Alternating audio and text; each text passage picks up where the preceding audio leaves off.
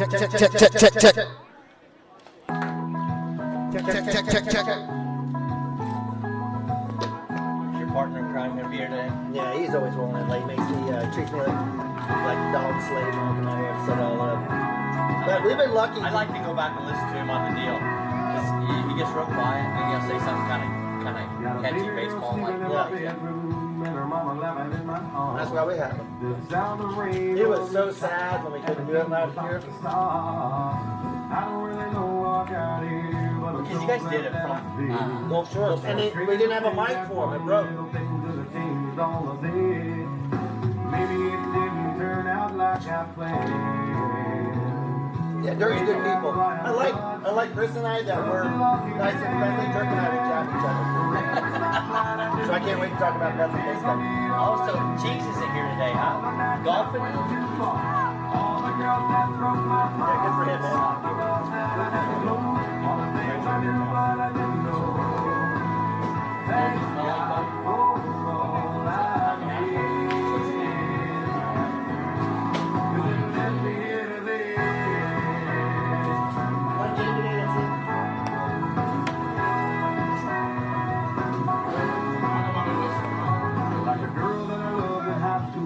Because the JV needs him a chance to play. Huh? You just take these screens off here too.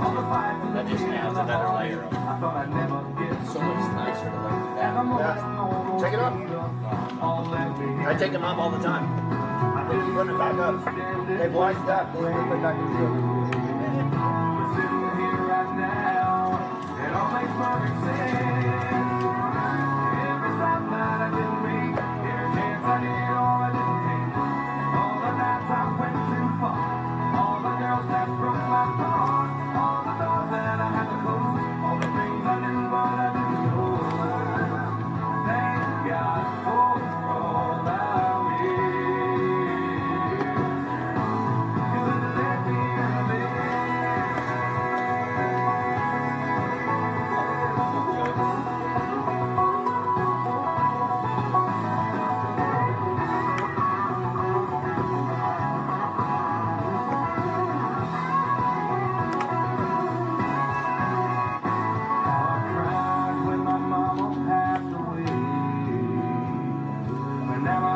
Are you doing the music? Okay. I don't really want to. I was going to go sit down on Dirk.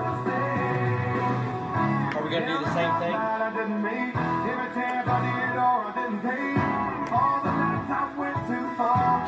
Yeah, I didn't know if we're going to do the national anthem. I like it.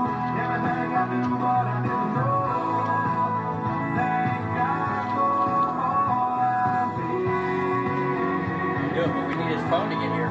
He's got the old stuff downloaded. The music.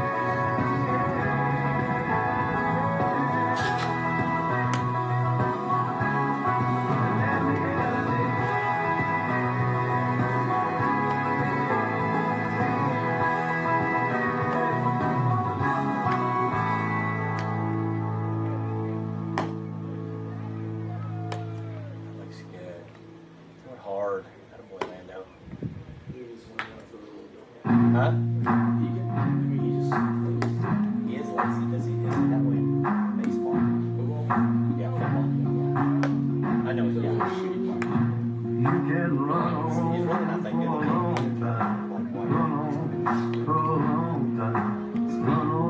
gets you a lot of places.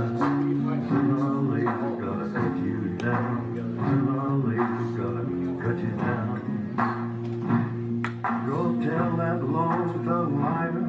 Go and tell that midnight rider. You gotta talk to Coop when you have to. Guys, you know what? He's gonna get bigger, stronger, faster. And he needs to go. Well, my goodness gracious, let me tell you the news.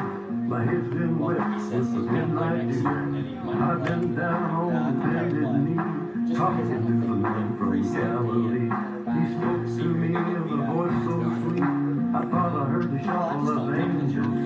He called my name and my heart stood still. When he said, John, go do my will. Don't tell that long-tongued liar Go and tell that midnight rider, tell the ramblers, the gamblers, the backbiter, tell them that God's gonna cut them down, tell them that God's gonna cut them down. You can run on for a long time, run on for a long time, run on for a long Damn it. time. So what was the deal with this thing the other day? Wasn't I have no idea. I think there was literally, I said it out loud twice, so I wasn't going to say it the third time. But we had 1, 2, 3, devices. 4, 5, 6, 7, 8 people up here, and Brock doing work on his laptop. So I don't know if that Is that just the internet deal? So I don't know if it was pulling off our AT&T signal on this phone. I don't even know that's possible. Because my phone was fine. Like I could do it on my phone. Yeah. But it maybe wasn't enough bandwidth in here to get what I need to get done.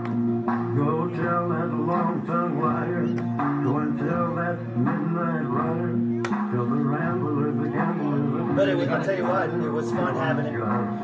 There you go, Nicky. I did enjoy having a press box full. It was Nice to be up here. Yeah. Yeah, it was fun. Absolutely fun.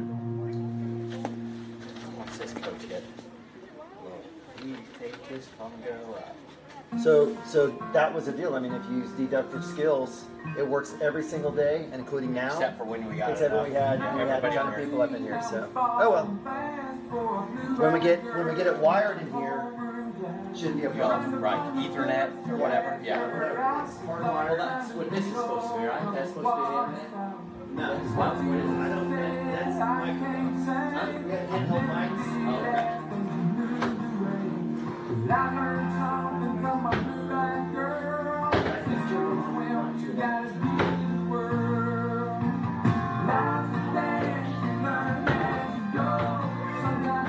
Oh, that wasn't good. You can't do that, son.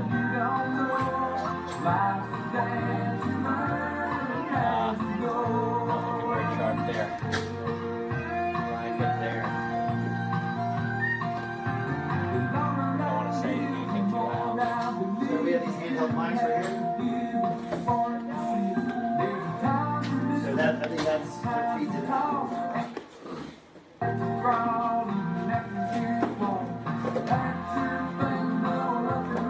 So, at campfire, how many snaps do you get on from chicks?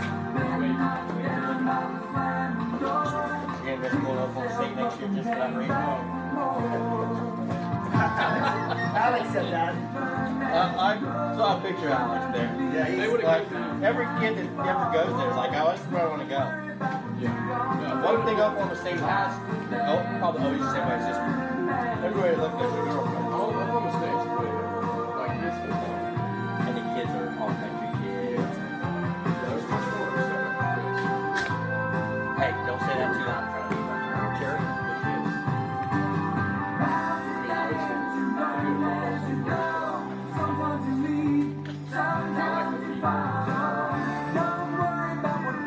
If OU had a scholarship for Rex and Green to play football, I think this team would change pretty quick. I'd also need to be like 6 inches taller. Well, it doesn't matter. I'm just telling you. It's all about perspective. You know where you see me go? Like for school, I would want to get football. Is not good.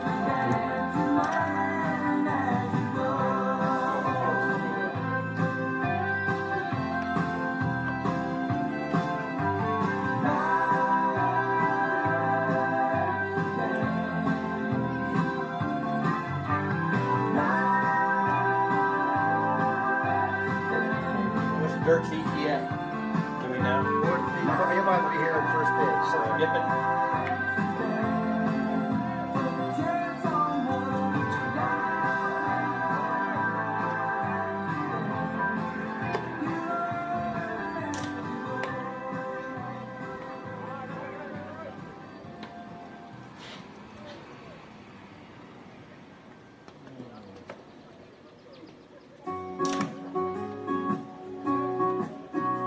And Minco already won there. They won theirs. They're in. Yeah, they're going to Dale. Drive the nation hard. Oof. Sell gasoline and what you drink, get your free aid. They play Got Walters. tattoos for the cold. That's wife number 4. Humming along, screwing you on the song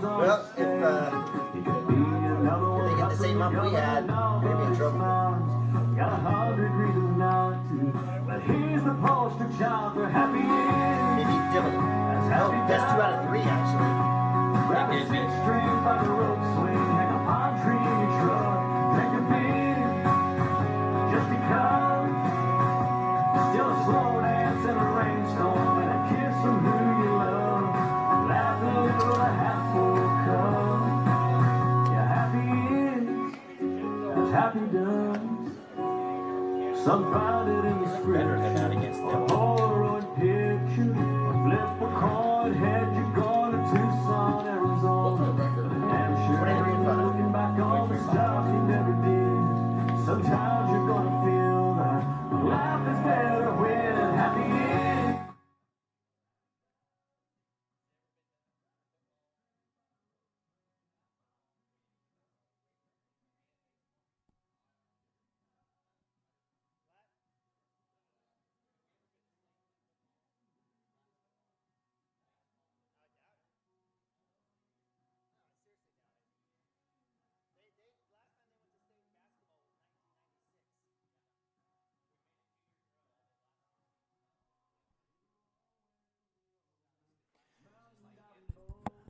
All right, welcome to Cashion, Oklahoma. I'm Neiman Bobby here live on Cashion Wildcats TV, live from Lance Beitler Field in beautiful Cashion, Oklahoma, where we have a fun game. We call it more of a scrimmage than a game, but it's a game against the Minco Bulldogs. Appreciate the Coach Whalen and the Bulldogs coming out here for a little tune-up in between district play and district playoffs and regionals. As the Cashion Wildcats, again, 23-5. With a couple of victories over Bahuska, will be going on and hosting regionals here live in Cashion, Oklahoma. And the Minco Bulldogs doing the same with taking 2 of 3 from the Dibble Devils. We're going to hang tight here. I'm not sure if we're going to have anything else going on in regards to national anthem or anything, but game time is at 4:30. We've got Branch and Frazee Brexing into hustle down there and getting the dugout since game's starting here in a few minutes. Everyone's using the restroom up here. It's kind of a private restroom up here in the press box, but nonetheless, Coach Whalen and his Bulldogs will finish up here taking infield practice as they work through. We'll get you going here in a second. We'll go to commercial. We'll be right back here on Cashion Wildcat TV. Don't leave us. We'll have one game here. Again, as the 23-5 Cashion Wildcats take on the 15-16 Minco Bulldogs. Support your school's booster club and get your business in front of thousands of potential customers. Talk about a win-win. Advertising packages start on this streaming station for less than $10 a game. Call 405-726-0835 or email adam@squirtle.com right now for more information.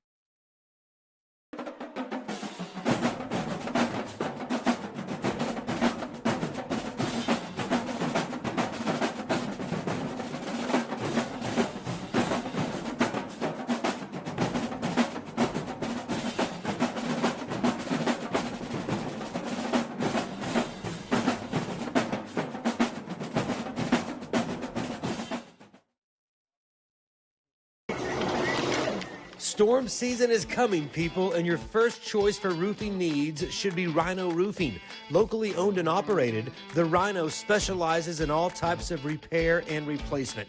Large scale, traditional, modern, unique roof lines, they can do it all. Protect your home and your family with the specialized services of Rhino Roofing. Visit our Facebook page today and make an appointment. Rhino Roofing is all the hype for any roof type.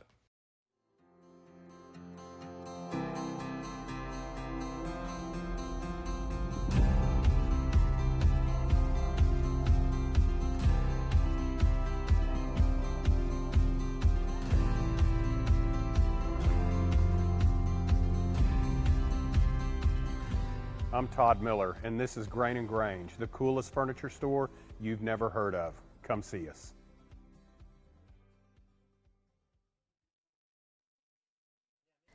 Wiggins, Sewell, and Ogletree is dedicated to championing our clients through complicated and challenging litigations.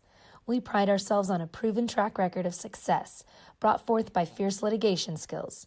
The lawyers and staff of our firm are dedicated to effective and personalized representation for every client who entrusts our service. Uncompromising integrity, unparalleled results. Call Wiggins, Sewell, and Ogletree, 405-232-1211. Gateway Realty is a mother-daughter team that has a heart for small-town life. Both Anita and Kelly were born and raised in Cashion and are still raising their families here. Their family homesteaded in Cashion in 1908, and it's been home ever since. Anita and Kelly know this town, love this town, and would love to help make this your home too. For a friendly face and trustworthy knowledge, call these hometown girls at 405-641-7388. Go Wildcats! Cashion FBC is a church seeking to grow in Christ and our love for the body of Christ. With ministries from children to youth to adults, we strive to present the gospel in an engaging and meaningful way. Sunday school meets at 9:45 a.m. and worship starts at 11 a.m. Children and youth meet on Wednesdays at 6 p.m. Please check our website at cashionfbc.org for more information, and we hope to see you this Sunday, located a half-mile east of Cashion.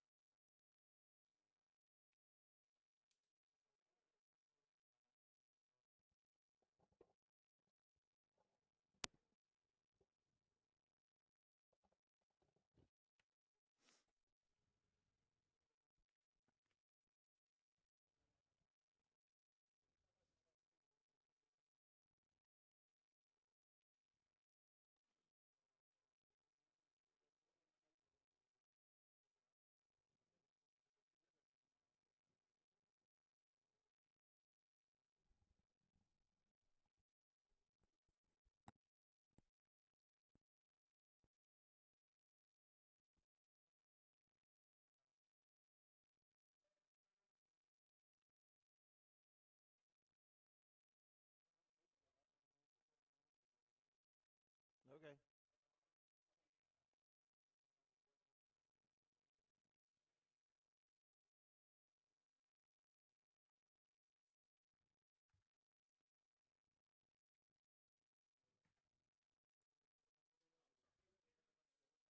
I know.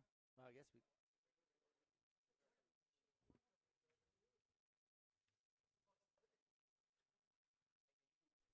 What's up, brother? How are you? Looks like it's on right now. Yeah.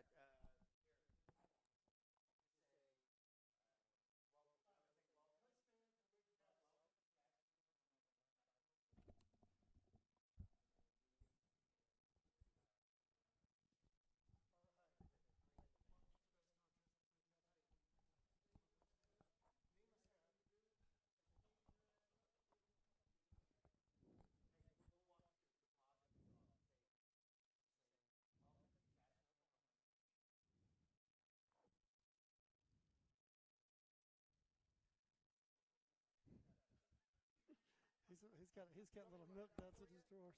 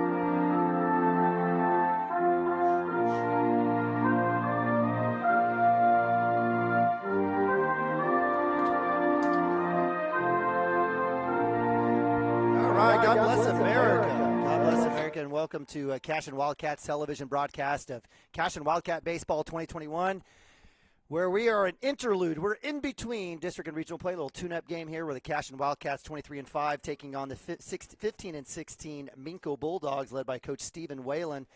And we appreciate you joining us. I'm Neiman Ababi on the headset again next to me in his Pelco Products Incorporated Nike golf shirts, my man Dirk Fippen. Dirk, welcome back. Yeah. Hey, a little tune-up here before the fire up the regional that we're hosting. Yeah, it should be a good one. So that's right. So speaking of regionals, Cashion Wildcats coming off a two-game sweep of the Pawhuska Huskies. They came into town, lose 9-1 and 11-1. The Cashion Wildcats victorious, moving on to regional play where they'll be hosting Luther and Oklahoma Union and Amber-Pawcasset. And on the Bulldog side, the Minco Bulldogs actually had to come into Cashion, believe it or not, ironically, because of weather. Ended up beating Dibble 2 out of 3, winning the first and the third games to move on to regionals. They're heading out to Dale, so it's a nice little tune-up for both teams. Yeah, it's a good tune-up. So I think for us offensively, well, let's talk about defense first, right? Because pitching wins games, right?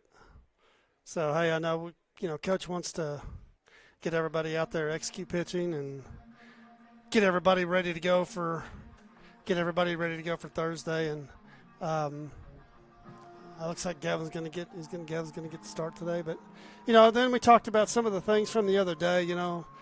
Offensively, I think better at bats. Trying to see some good pitching today. Hopefully, we'll see some good pitching.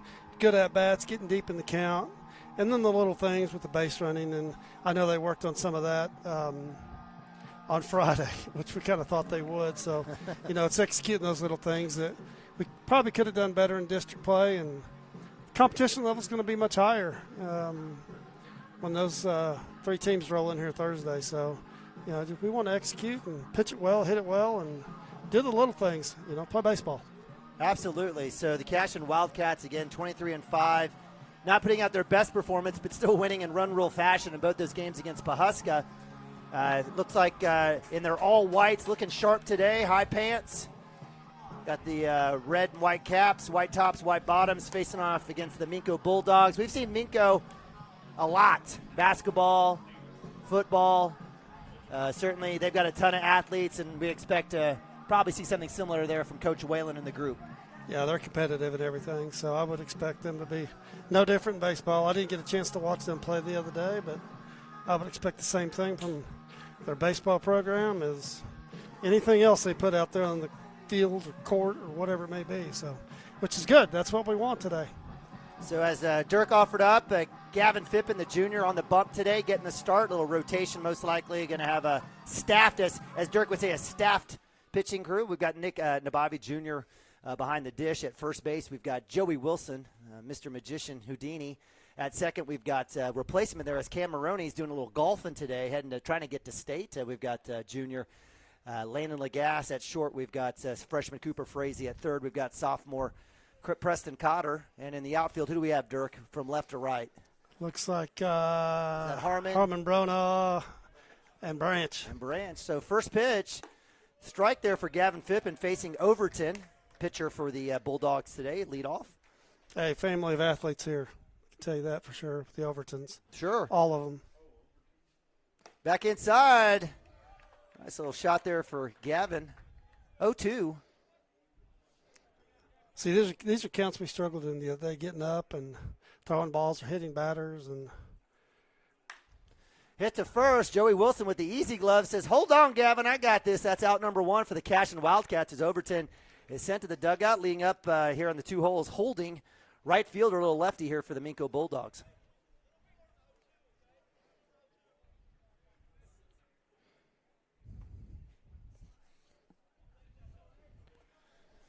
We have no idea about holding. Right fielder, second batting two hole. Again, a lefty here. Any words of advice for Fippen as he faces a lefty here? Yeah, don't hit him. Don't hit him. He's been good against the lefties, Turk. I don't think he's hit a lefty. He has. He's only hit right-handers. I think he's hit about 19. I think that's that is not an exaggeration. I think that's a pretty close number. Pretty close there on the outside edge. Looks like it may have been low. So 2-0 for Fippen here. Got out really quick against Overton. Hard hit ball left side. Fortunately, there's only 2 or 3 cars in the parking lot over there because a lot of you folks either staying home or at work still watching this one. And we got a nice little crew here of Cashion folks with their camper chairs.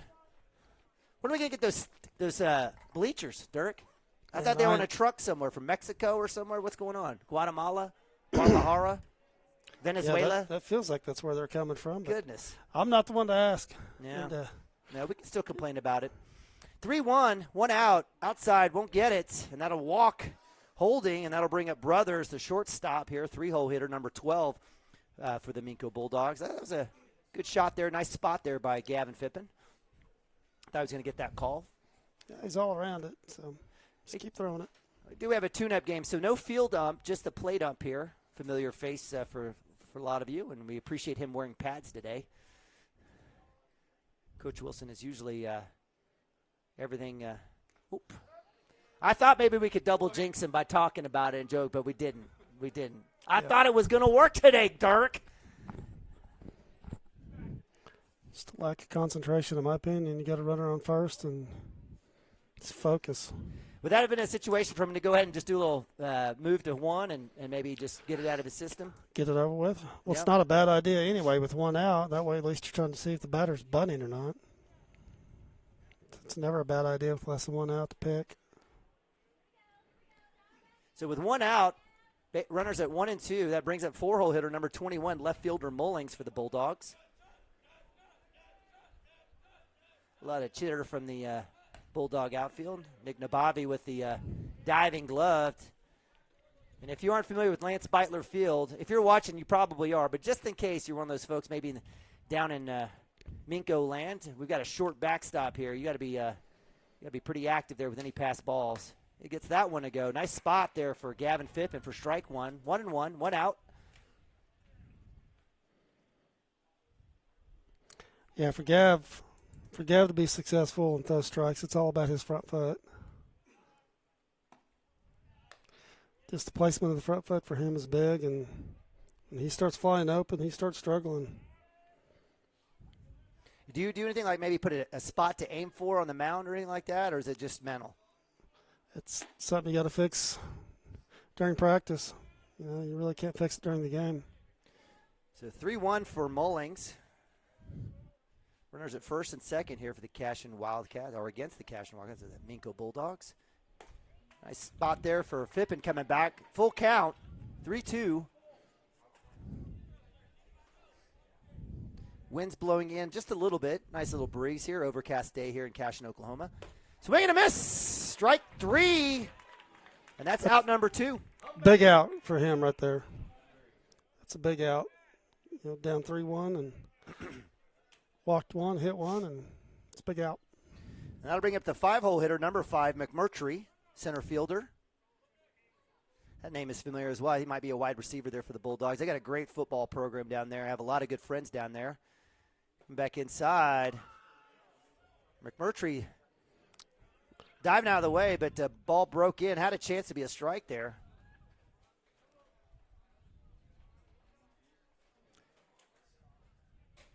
Runners at first and second. Fippen with the pitch. A little low there for ball 2. 2-0, 2 outs. Appreciate you guys joining us here on Cashion Wildcats TV. Neiman Abavi, Dirk Fippen. And so far, knock on wood, no internet connectivity issues. So that's inside for ball 3. And if Dirk's been quiet, it's because he's gritting his teeth right now. I feel him. Little wheel move, has a chance, no cover. Hey, Dirk, what's the rule on base path between first and second and third? Is it just basically follows the base runner? Strike 1? I'm not. What do you mean? So, we talk about you've got 6 feet total, 3 on each side of the base path from home to first and home to third. Yeah, once you establish your line, you got 3 feet on each side. Outside, good spot. That's strike 2, full count. And as McMurtry has basically jinxed himself here. So runners at first and second. Fippen hopefully able to get out of this jam here. Yeah, you just got to establish your line and stay on it. There's the wheel. There's the move. Tag is there. Tough call there for the plate ump, but I thought I would have called that an out, Dirk, just saying. Gavin might be right in the way of his line of sight there. Well, that's kind of tough. I mean, what you supposed to do? Full count. Swing and a miss. Strikeout number 2, out number 3 for Gavin Phippen. Minco Bulldogs strand 2, and the Cashion Wildcats moved to bottom of 1 with a chance to take a lead. Timeout. Be right back. Cashion Wildcats TV.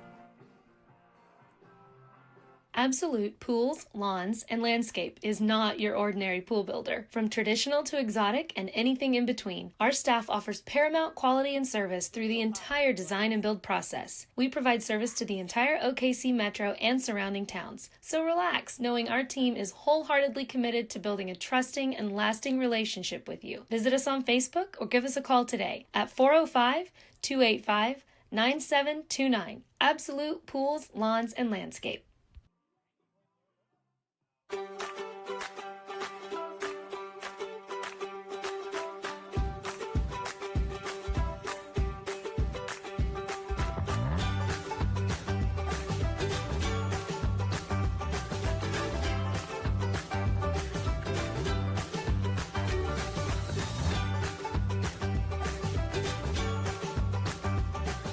Stream like the pros with Squirtle Live. Find out more at squirtle.com/stream. Dr. Matt Dieselhorst at Dieselhorst Sports and Orthopedics can help you get game day ready. Dr. Dieselhorst works with athletes of all ages, taking a coordinated approach to accelerate return to play and maximize athletic performance. His work with pros in sports training, injury prevention, bracing, functional rehabilitation, and imaging works seamlessly with his medical and surgical expertise. Get started by going to Dieselhorst Sports and Orthopedics. Let Dr. Matt Dieselhorst get you back on the field, backing all Oklahoma athletes on the field and off. All right, welcome back to Lance Beitler Field here from Cashion, Oklahoma. It's CWTV broadcast of Cashion Wildcats baseball as the Cashion Wildcats in a little tune-up here, taking on the Minco Bulldogs. I'm Neiman Abavi, Dirk Phippen joining me up here in the beautiful press box here, and a beautiful day. Actually, it's a gorgeous day, a little bit of sun, Dirk, but we're lucky to be playing baseball. Anytime we're out here, it's a good day. It's not a bad day. A little overcast, a little bit of breeze, but still spring baseball, right? Amen. So, senior Nathaniel Bronaugh leading off for the Cashion Wildcats has done it all year. Little center fielder, pitcher for the Cashion Wildcats. One of 3 seniors on this team, including Brexton Green and Hayden Branch. Little shout out to the Mundell Farms crew. Pitching for the Bulldogs, number 3, Overton.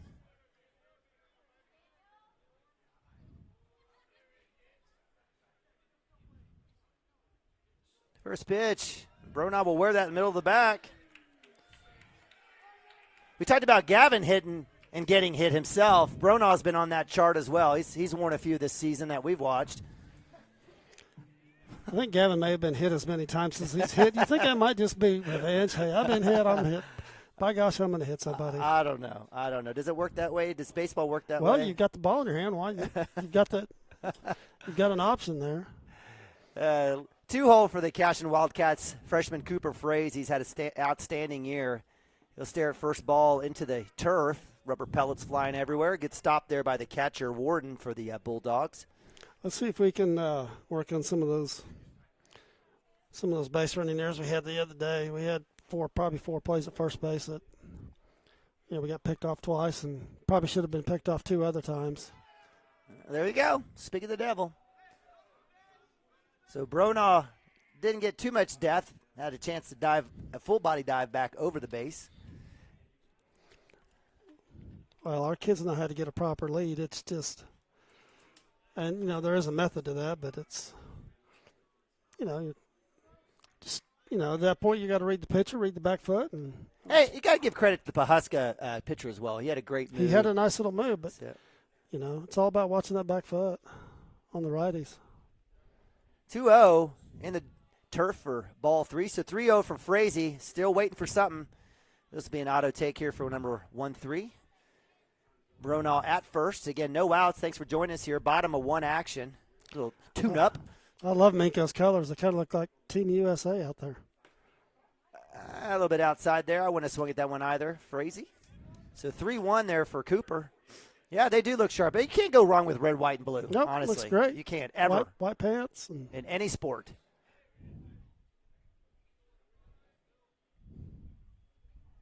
Up top and inside. That's a walk there for Frazee. As Cooper makes it to first, Bronaugh trots over to 2, and that'll bring up 3-hole hitter Preston Cotter, third baseman, sophomore. And Preston having a good year thus far. It's exactly what you want out of your 3-hole. 2 guys in front of him have been on base all year long, and he's done his job. And bright future with him. Heck yeah. Hey, with Frazee heading off with Jackson Miller coming in to pinch run, are we going to see Frazee in the next inning pitching? No, I think it's just a chance to get Jackson in the game. Okay. All right, like it. Coach Mount's working the bench. Deep bench here for the Cashion Wildcats. Ton of guys to pick from. Down low for ball 1, so 1-0. We've got Bronaugh at 2 and Jackson Miller pinch running for Cooper Frazee at 1.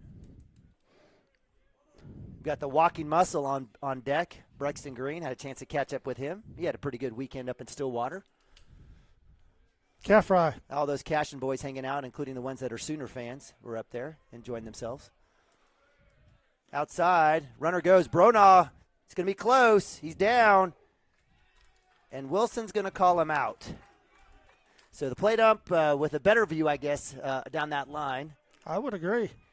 Gets Bronaugh. I would agree with him. So that'll be out number 1 for the Cashion Wildcats. It was bang, but it's close. Well, I'm your prototypical homer, and I'm going to tell you it was safe, Dirk. But that's just me. So with 1 out now, Cashion with runners at first now. Inside pitch for ball. Is that ball 2? Is that 3-0? Yeah, it is 3-0. Thank you, scoreboard, catching up.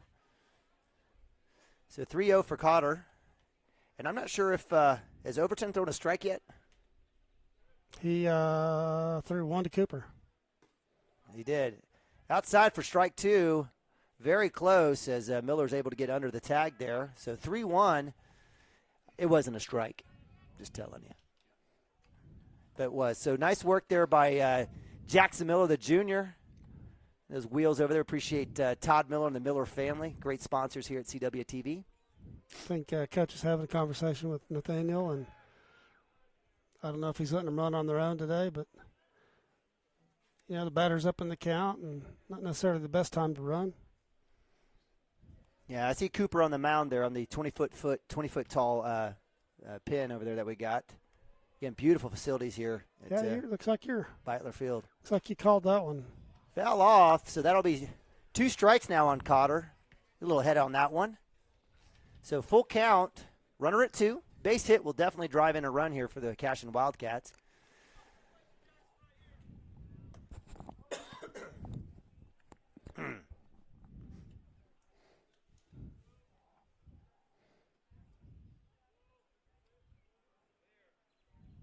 In the dirt for ball 4, so Cotter will trot to 1. And Cashion Wildcats are dealing again with runners at first and second, bringing up the walking muscle, Brexton Green. He's got his Dominican Republic flair here with the walk-up music. Love this. So with just 1 out, Cashion Wildcats still looking for that run here. No soccer fields in that country. Just baseball fields on every corner. Baseball fields, and they use what? They use milk jugs, right? For gloves? They use whatever they can swing and throw. And I mean, they've been playing the game for 120 years down there. 1-0 for Brexton Green. Again, runners at first and second. Base hit will definitely drive in 1, maybe 2. Swing and a miss. Yes, you literally, if you ask people from down there, they'll tell you they invented the game. That's good. Good for them. Revisionist history. That's all we're all about anyways. I love it. Pure passion for the sport. Played it on the beach a long time ago.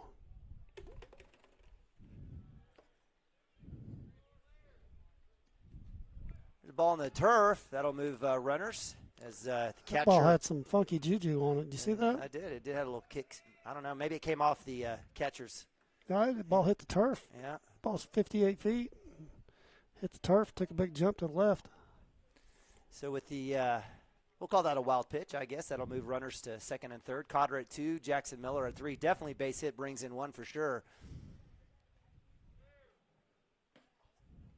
A hefty cut there. 2-2 for Brexton Green.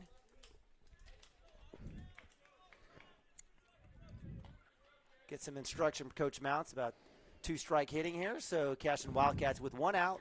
Well, you got runners on third base here in second. Just ground ball and something to the outfield, scores a run in the air.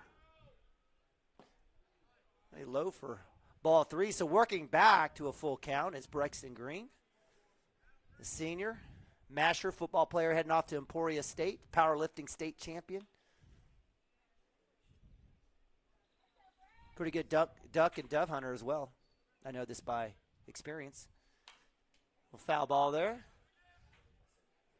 Good job staying alive there. Stays full count. Again, 2 strikes here. We're not trying to do too much with the runner on third. Just get the ball in play, score a run. It was good to see Brexton kind of come out of a little mini funk there against Bahuska. Had some really good, solid hits. Inside for ball 4. Good at bat. Hey, everybody goes through it, right? Yep. You go through it, and, you know, best way to get out of it is just not trying to do too much with the bat and just get the feel back and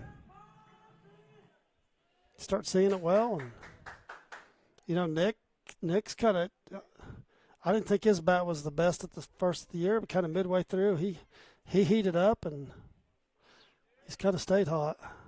Outside for ball 1. So bases loaded for Nabavi, junior catcher up to bat. Overton for the Bulldogs has gone hit by pitch and 3 walks in a row.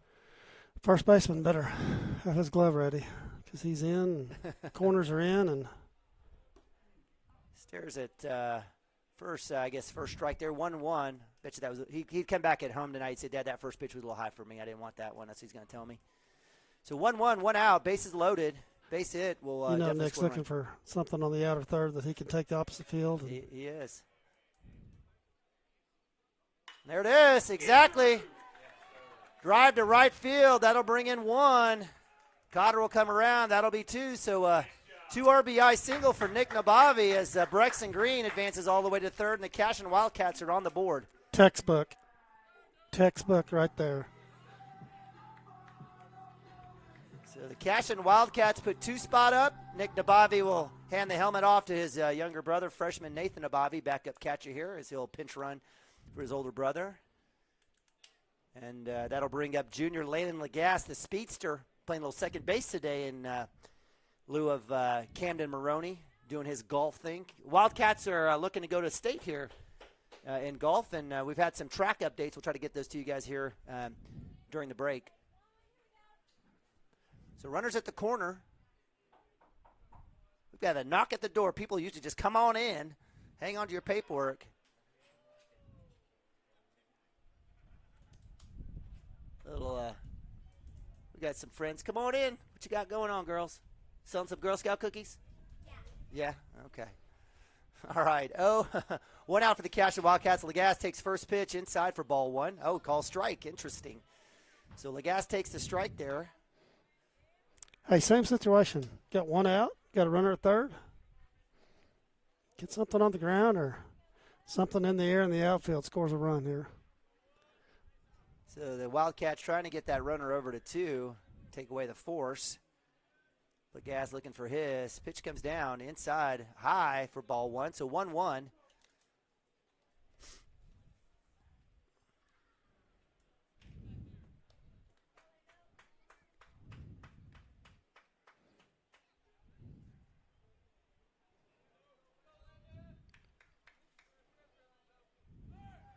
Inside. Lagasse with the take. Moves Nabavi over to 2. So 1-2 here for Landon. Hey, the runner at second doesn't change anything here. He's still trying to do the same thing and something to the outfield or ground ball up the middle or to the right side would be nice. Heck yeah. Landon can get the ball deep in the outfield. To be the Devil, chopper to third. Green's held at 3. Nice little dig there by the first baseman, Williams, and that'll be enough for out number 2 as Green is stranded at 3. Good work there by third baseman Mullinax for the Bulldogs. Yep. Nice job. Look, stopped Brixton's feet and went to 1 quickly. That's how you do it. That's how you do it. That's exactly how I do it. If I played baseball. So nonetheless, that'll bring up Joey Wilson, the magician, superstar first baseman. Absolutely, I think he's had a phenomenal year at first base this year. Hitting-wise, you would probably agree Wilson has come up big for the Cashion Wildcats. I can remember that game against Hobart for the district championship, put that big shot in right field. Well, even when trying to come back against Dale, he got us going with the bat, and he's been in some good leadoff situations here, but right here, just need a base hit. So runners at second and third. Base hit will definitely bring in a run. Wilson with a foul. Count goes to 1-1. Again, Cashion up 2-0 here, bottom of 1. Appreciate you guys joining us here on Cashion Wildcats TV. It's been a fun run thus far here in baseball season. Want to see it, keep it going. As the Wildcats hit to regionals Thursday. Up top, speaking of regionals, Dirk, what's the Cashion's draw here on Thursday afternoon or morning? Well, you got 4 teams, including us. Up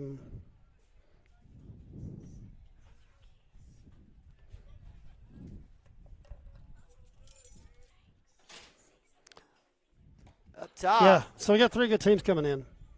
Of the 3 coming in, Ampo's probably the best, but looking at who the other 2 teams have played and who we're matched up against, you don't get to a regional without being, a pretty solid team, and so we'll go at 12 o'clock. You have the 1 and the 4, and then the 2 and 3 will play, and then you'll have an elimination game that evening. So come back with 3 teams the next day and hopefully finish it. It'll be a good one, and we're blessed to have this wonderful facility here come rain or shine. Wilson, pass short. He'll glove it. He'll have a chance. 1 hopper to 1. It won't be there.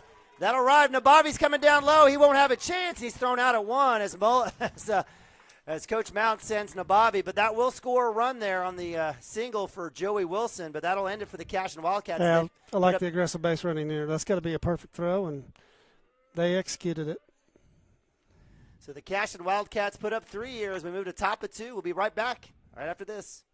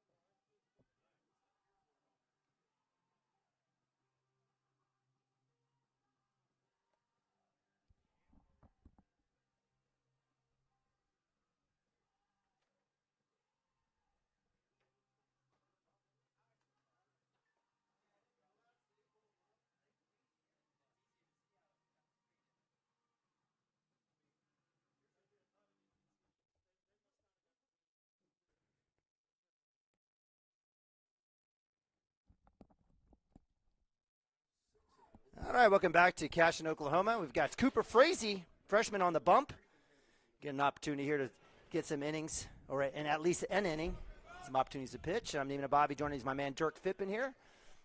Proud to bring you some Cashion Wildcat baseball here. A little tune-up in between regionals as the Cashion Wildcats are taking on the Minco Bulldogs. Cashion, again, 23-5 on the year.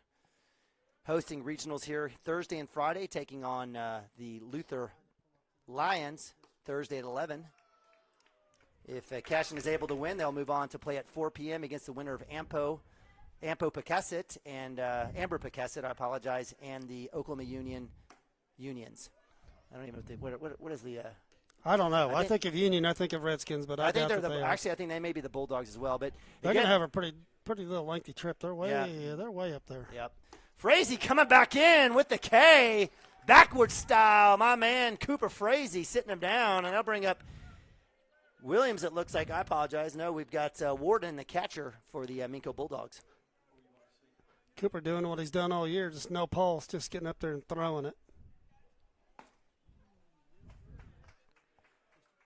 Staying hot, Cooper Frazee coming in with another strike against, again, Warden, number 7, the catcher. That's shot right field. Looks like it'll go foul for sure. Stay away from my car. I'm not sure if it hit the school bus or not, but looks like Cooper Frazee staying hot, gets out ahead. 0-2 here. The top of 2. Comes right back in. Yes, sir!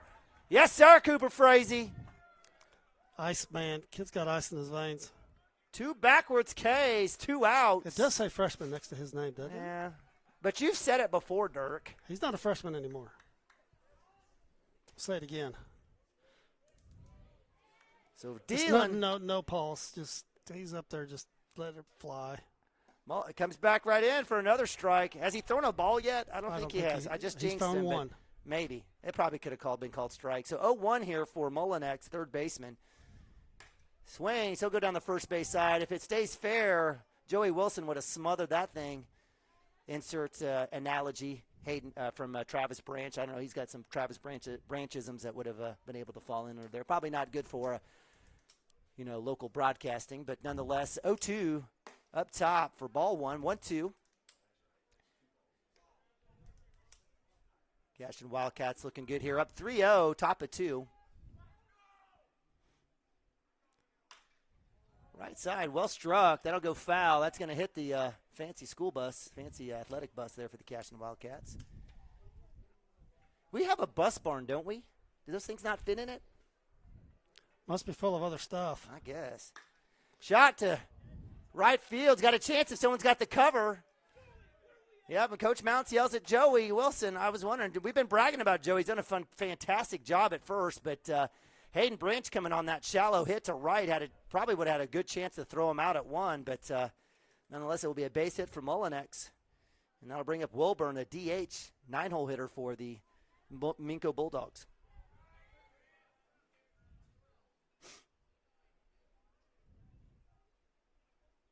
Little bunt off the hands there. That's the worst kind of fouled bunt, to one off of your hands.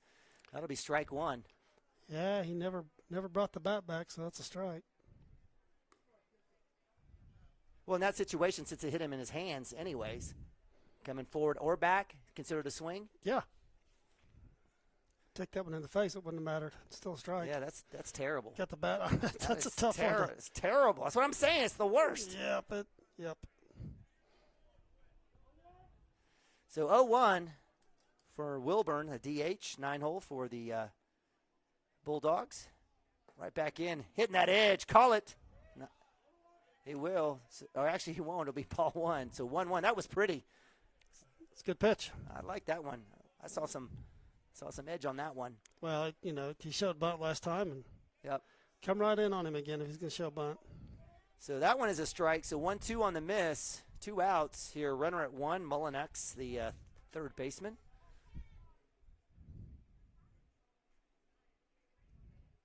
Come up top.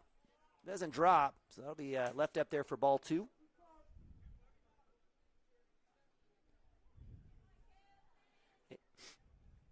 Not even paying attention, the runner at 1. Oh, there he goes. Inside. There's strike 3. Another K. Frazee comes in the second inning. Drops him. 3 backward Ks, and the Cashion Wildcats leave the Minco Bulldogs scoreless atop of 2 as they move to bottom of 2, up 3-0. We'll be right back. Cashion Wildcats TV. Christy Perry is a Cashion-based attorney providing clients in Oklahoma with trusted, experienced legal counsel regarding wills and trusts, bankruptcy, and other areas of law. Flexible scheduling is available to discuss your options, and your first consultation is free. If you need assistance regarding a legal matter, call your local Oklahoma licensed attorney, Christy Perry, at 918-373-0882.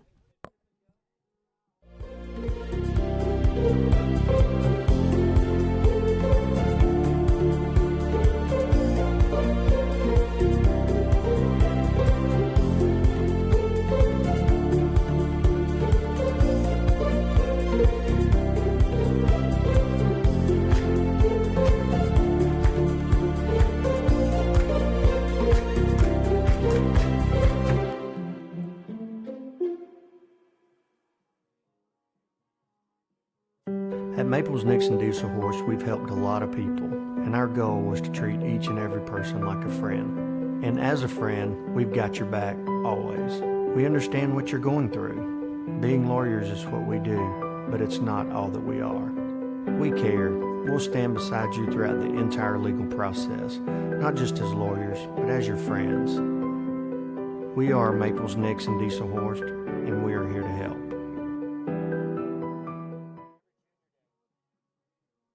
Cashion Shape Up Fitness is locally owned and operated with no contracts or sign-up fees. Our rates start at only $30 per month, and we have tanning available. Everything you need to work on your health and fitness. So contact Amber Lee to sign up today, 405-538-8248. And don't forget to check us out on Facebook, Cashion Shape Up. All right, welcome back to Cashion, Oklahoma, Lance Beitler Field. Named Bobby Dirk Fippen here. It's a good one as the Cashion Wildcats are up 3-0 and a little tune-up prior to regionals. Both teams going on to district play. Cashion Wildcats hosting the Luther Lions, Amber Pocasset, and the Oklahoma Union here. Up to bat, Gavin Fippen, who was kind of left stranded, hanging out. He will lead off the Cashion Wildcats here at bottom of 2.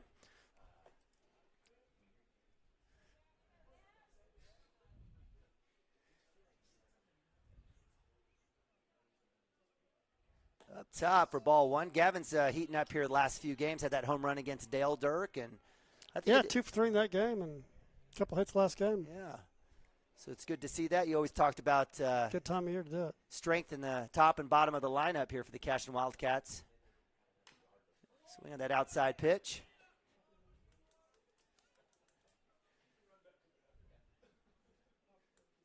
Like I guess he casted his hands out there a little bit for that one, didn't he, Dirk? Look at you. Come on, man. Casting. Yeah, absolutely. I did a little bit of that yesterday. Did you really? Where at? At the house. Oh, good for you. Shot! Left center. Holds up in the wind. The center fielder gets the out, but well-struck ball there by Gavin Fippen. And that'll bring up Hayden Branch, senior, 9-hole for the Cashion Wildcats.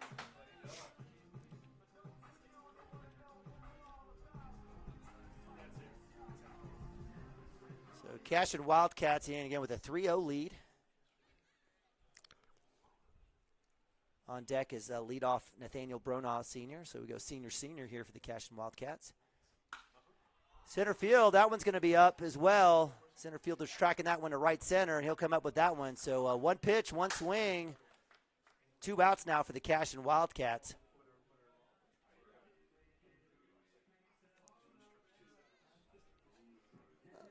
So Nathaniel Bronaugh, who reached in the first inning, hit by pitch. Actually, we have a new pitcher here for the Minco Bulldogs. That would be number 28. We don't have a name for him. That's okay. We'll get one here in a sec. 22. Is that 22? That's 28. Okay. 2-8. So we'll just call him number 28. I'm not sure if I'm not sure where Overton went. I guess Overton maybe moved to the outfield. That may be him. I think it's him in center field. Yeah. So Bronaugh 0-1. Stares at second pitch there low. Who brought the French fries in here? Oh my gosh, they smell so good. You know the rule, Mr. Shank. You know the rule. You got to bring fries for everybody. That's the rules. Absolutely. Appreciate Buddy's Place coming out here, always feeding us. Bronaugh with a hit down the right side, right off the end of the cap there. A roll foul. So 1-2 as Coach Archer comes up and grabs that one. We love Coach Archer.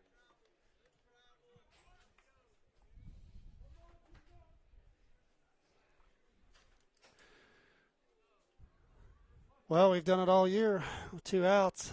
Let's see if we can see if Nathaniel could get this thing started. Up top, that'll be ball 2. So 2-2, 2 outs. Bottom of 2, Cashion up 3-0.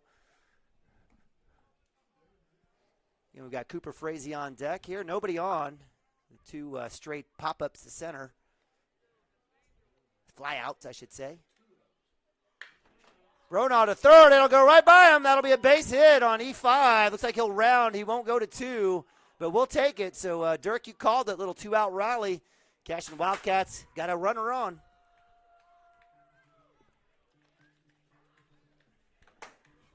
Cooper Frazee up to bat.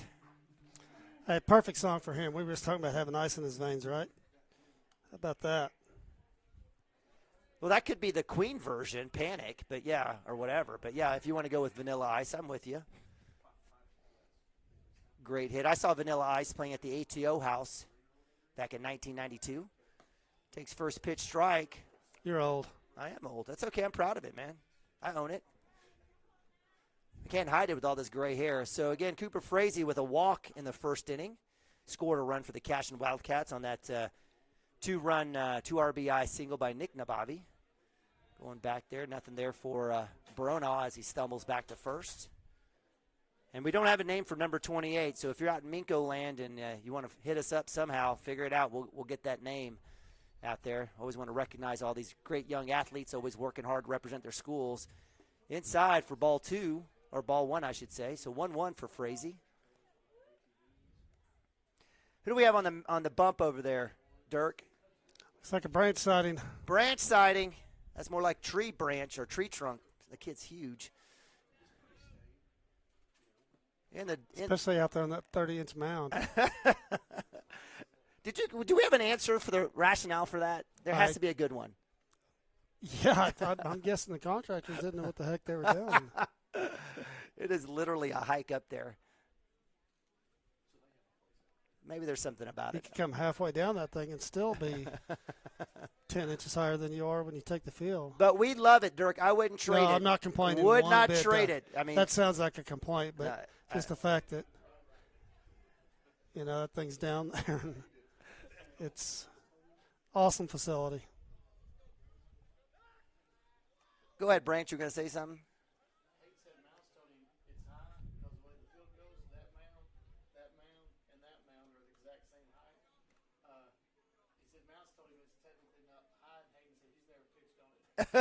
That thing is pretty high. Okay. Well, they got all that topography. Loose ball. Fumble.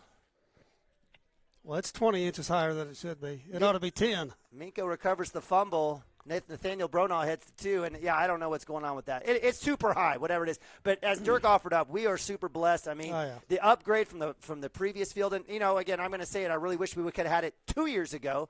But we're thankful that the second bond was able to get passed. And Cashion athletes and students are able to execute and play on wonderful facilities. That'll be well inside the fences. The other facility was nice. Right. It was inside the fences.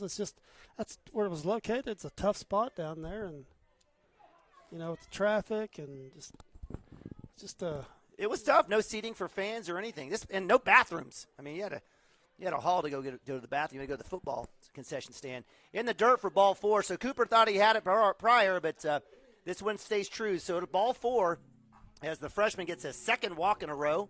He heads to 1. Bronaugh's at 2 on the pass ball, and that'll bring up third baseman Preston Cotter as the Cashion Wildcats keep this 2-out rally going at the bottom of 2.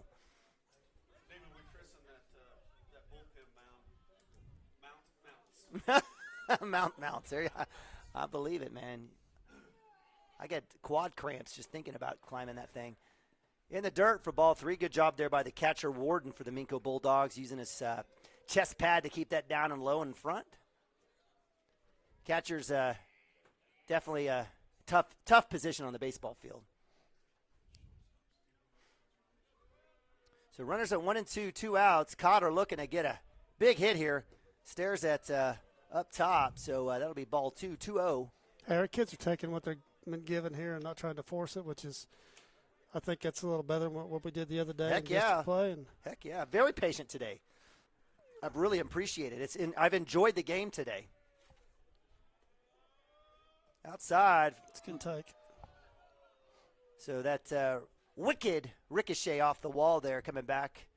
You got to be pretty quick with the hands as a catcher, almost ninja-like to kind of field that. But good work there by Warden on the. That's a tough read by a runner, too. You know, you're coached to track the ball with your eyes, and the ball comes off there. You just don't know what it's going to do. We do know one thing. It gets back quick. It does.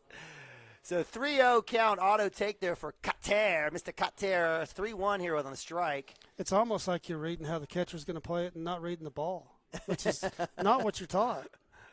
Shot. It's going to get right by him. Hey, again, 2-out hit is going to score a run here. So Cotter with the single. That'll bring in Bronaugh. It's going to be a close play. Great throw and relay in there by the left fielder. But Bronaugh is able to come in with the slide, and that's run number 4. RBI there for my man Preston Cotter. Cashion Wildcats keep it going. Well struck ball there by Preston Cotter in between short and third.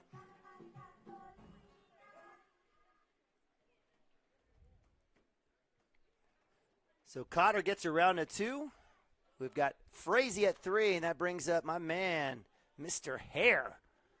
Brexton Green, Goldilocks going to make it happen here. Brexton in the first inning with a walk.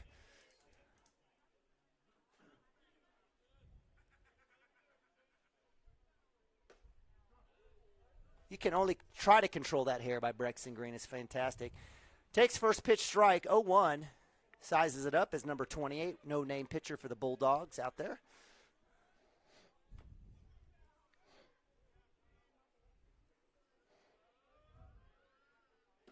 Up top for ball 1. Hey, even with the high school baseball, Dirk, is it? I mean, maybe with the bigger classes, do you see pitch only or pitcher only kind of staffs for some of these even schools like in 2A? Is that sure? Okay. Well, yeah, not as much in the small schools.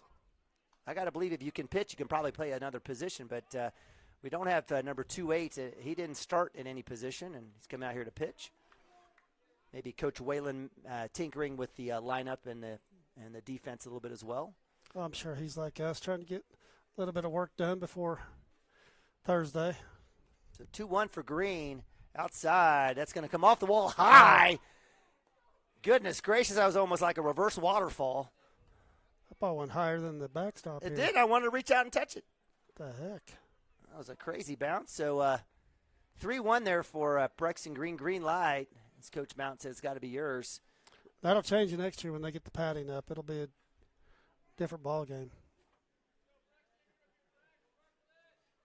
Shot, third base line. Will that stay fair? Nope, it'll go foul. That would have scored a run. Hopefully, if I don't imagine Cooper Frazee run into a tag there, but nonetheless, that probably would have scored a run. But full count now as pitcher number 28 has worked back. Brexton Green now staring at 3-2 count with 2 outs. 4-0, runners at second and third. It's something hard hit right here. I'll take that. I'd take right center right now. I don't foul that one. Just a little behind on that one. So Brexton Green with a quality at bat here.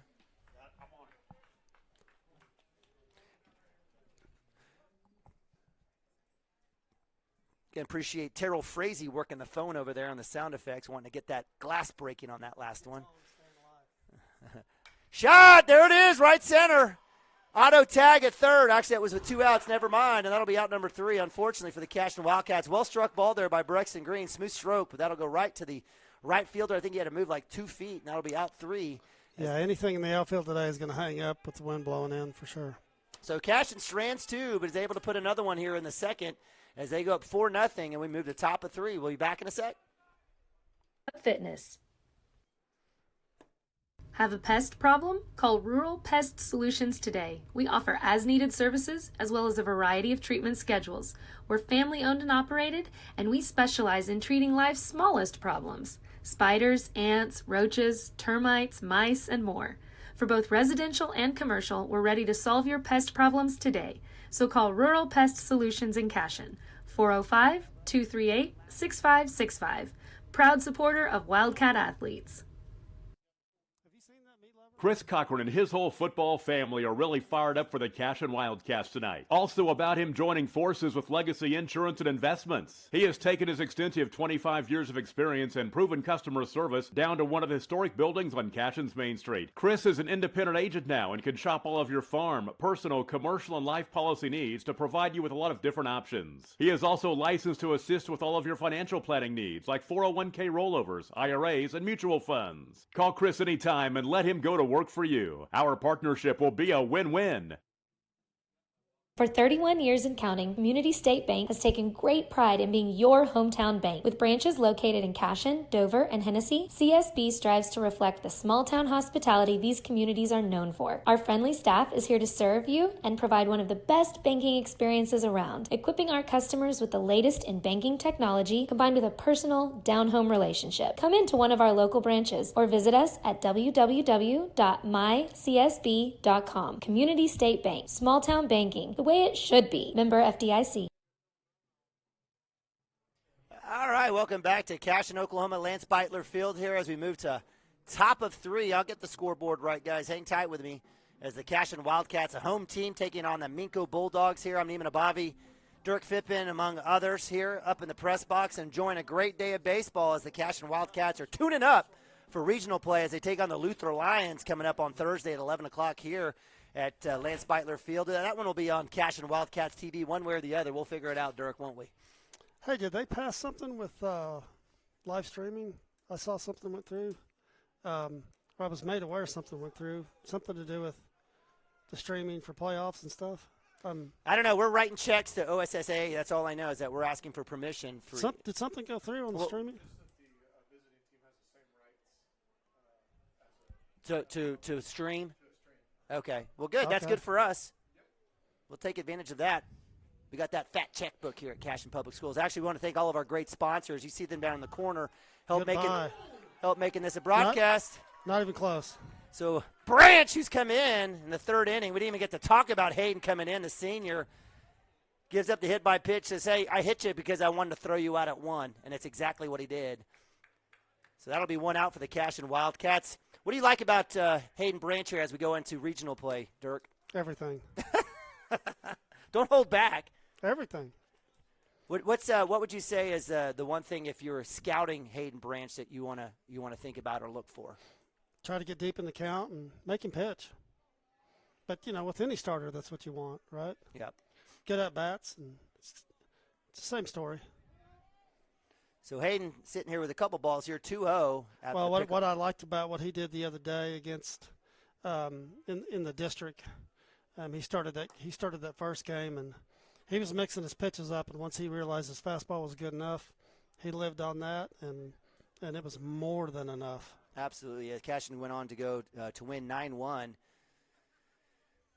Branch outside there for ball 4 against Holding, the right fielder, who made that last play against Brixton Green. He'll get the walk. He'll head to 1, and they'll bring up Brothers, the shortstop, number 12. Nick Nabibi comes up along with Mounts to take a talk. So you were talking about streaming. One of the things that, again, we're super blessed with, not only to be able to provide this to you all via CashionWildcats.tv, via the Squirtle family, is the fact that we've got some great administration folks like Sammy Jackson and Athletic Director Coach Shackelford, along with Coach Hardaway, our sponsor. But we have all of these awesome folks like Rhino Roofing, our man Randy Miller, Rural Pest Solutions, Jesse McCracken, local folks taking care of us here to keep this free of charge.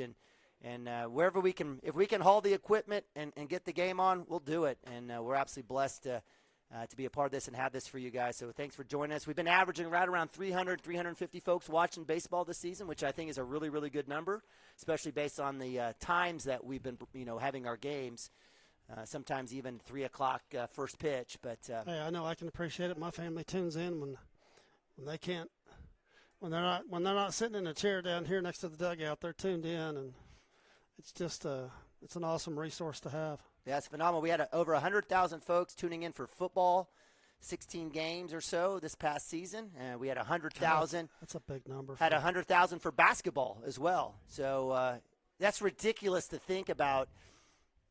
a town of 865 that's drawing 100,000 views over a high school football season or 100,000 views for basketball. Just amazing.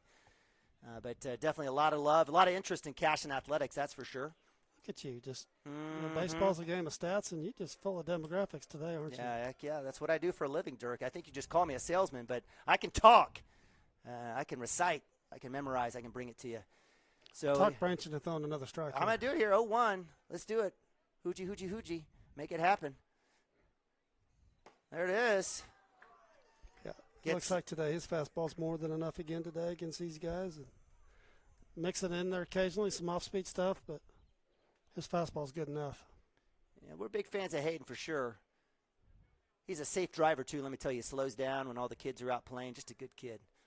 Hey, he's worked his tail off the last 2 years in baseball, and it's paying off for him. He's going to get his school paid for. And that's right.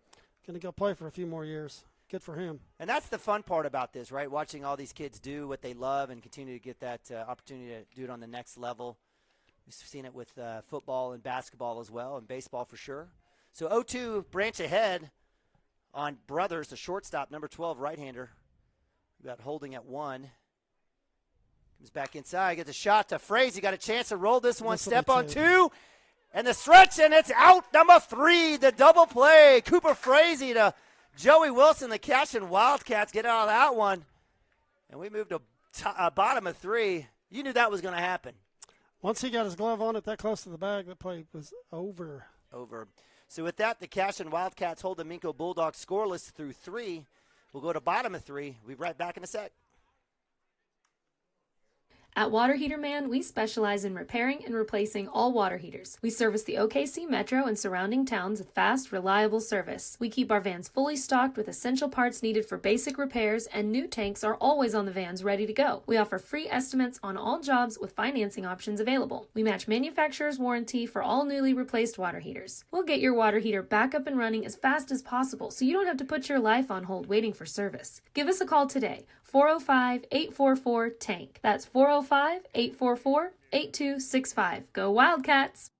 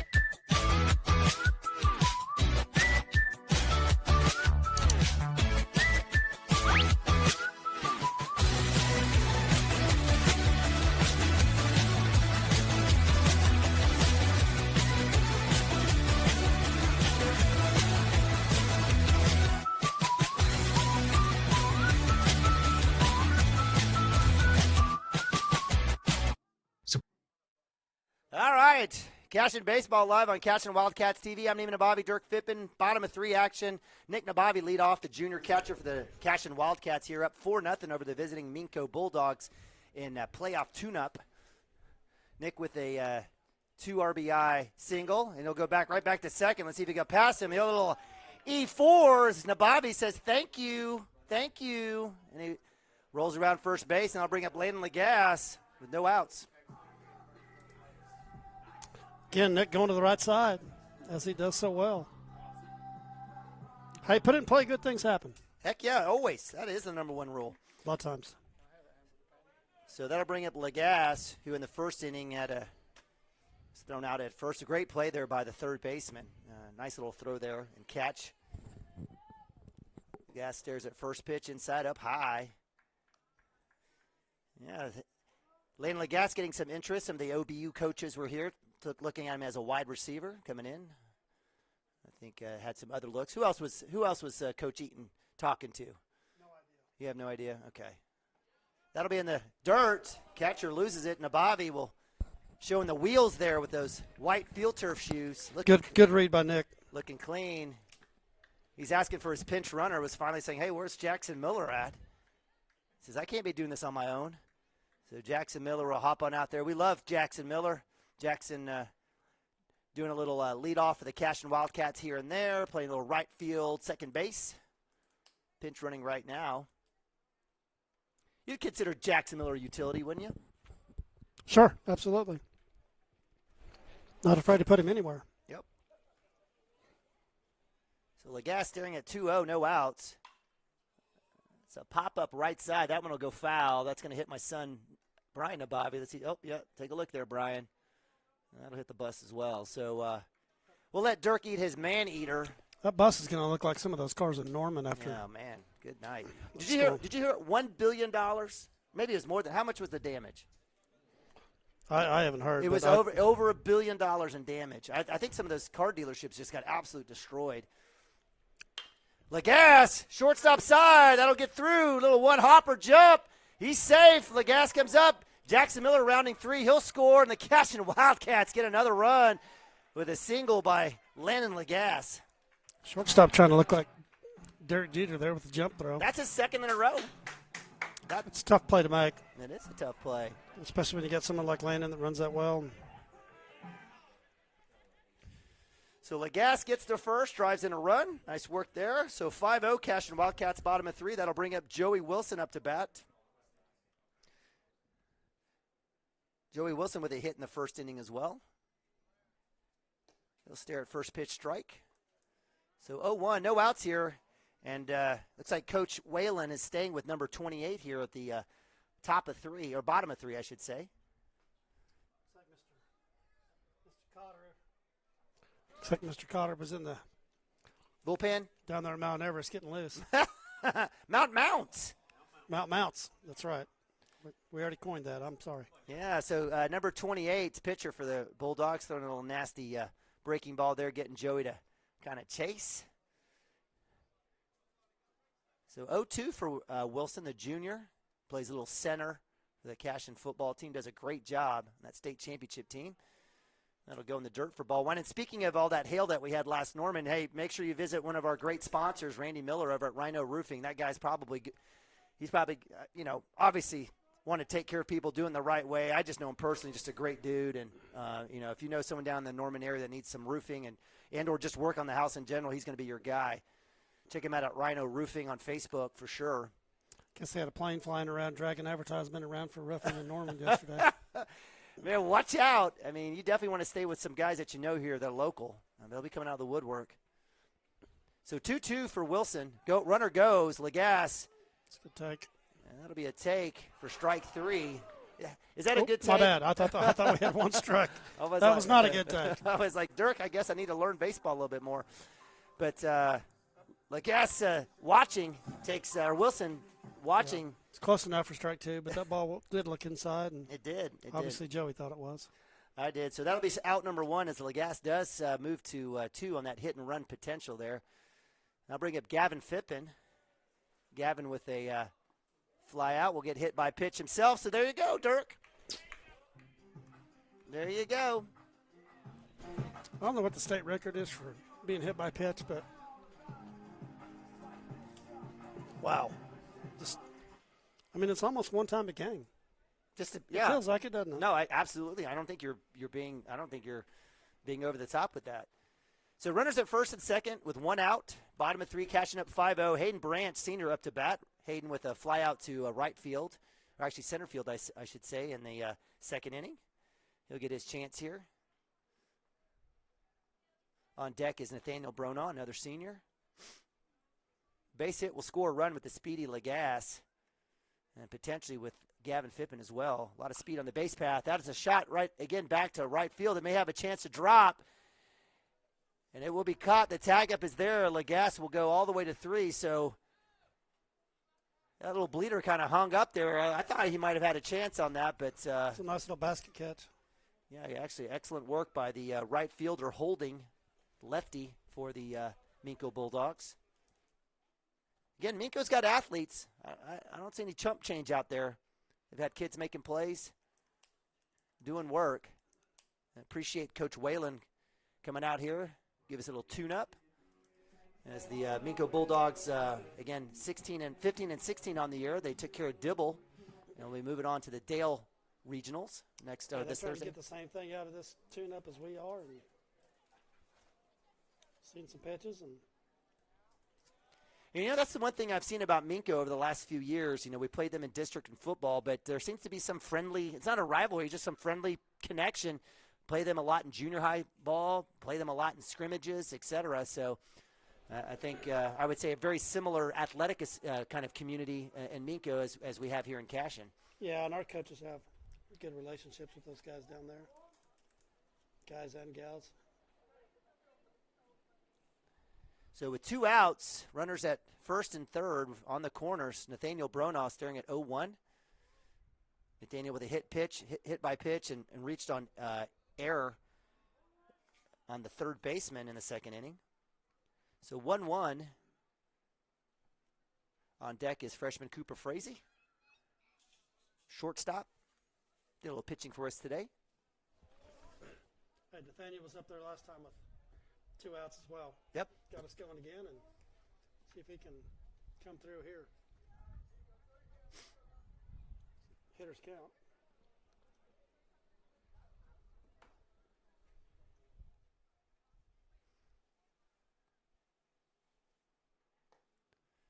Outside corner there, so nice pitch there by number 28 for the Bulldogs. So that's 2-2, 2 outs.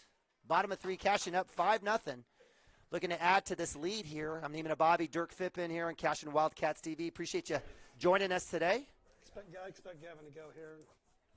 This guy does not want to get to a full count and probably see a fastball. A little pop in between second and right field. Second baseman all the way out past the cut. He'll make the out, and that'll be out number 3 as the Cashion Wildcats are held scoreless. Did we get a run in? We did get. Did we not get a run in? We did not. So the Cashion Wildcats held scoreless here at the top of, or I said bottom of. It's no errors. Okay, good for thank you. So with that, we'll go to commercial. Be back in a sec. Support your school's booster club and get your business in front of thousands of potential customers. Talk about a win-win. Advertising packages start on this streaming station for less than $10 a game. Call 405-726-0835 or email adam@squirtle.com right now for more information.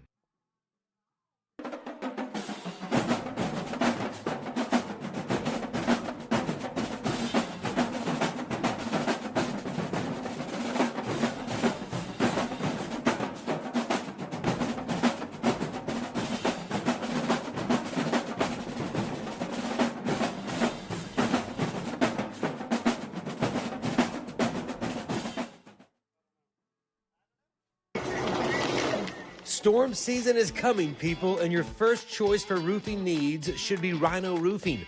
Locally owned and operated, the Rhino specializes in all types of repair and replacement. Large scale, traditional, modern, unique roof lines, they can do it all. Protect your home and your family with the specialized services of Rhino Roofing. Visit our Facebook page today and make an appointment. Rhino Roofing is all the hype for any roof type. All right, welcome back to CWTV. Cashion Wildcats baseball here, live on Cashion Wildcats TV, powered by Squirtle.tv. I'm Neiman Ababi, Dirk Phippen, bringing you some tune-up baseball as the Cashion Wildcats taking on the Minco Bulldogs. Cashion up 5-0. We've got a new pitcher out there again, sophomore Preston Cotter, and we've got a couple lot of changes. A lot of changes. So we've got Nick Nabavi being replaced by his younger brother, freshman Nathan Nabavi at catcher. First base, Hayden Brandt. Second base, Gavin Phippins moved over. At short, Cooper Frazee. Third, Landon Lagasse, replacing Cotter, who's pitching now. In the outfield, who do we have? We've got Harmon in left, Bronaugh in center, and is that Joey Wilson? Joey Wilson, thank you. Mr. Evans out there in right field.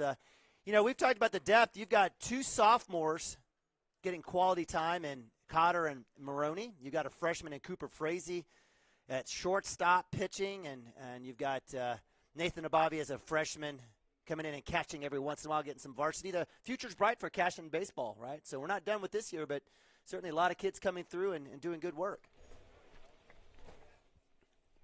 Yeah, future's bright for several years. Not just with those young guys, but got some other freshmen over there, and like about 40 kids on the J-High team.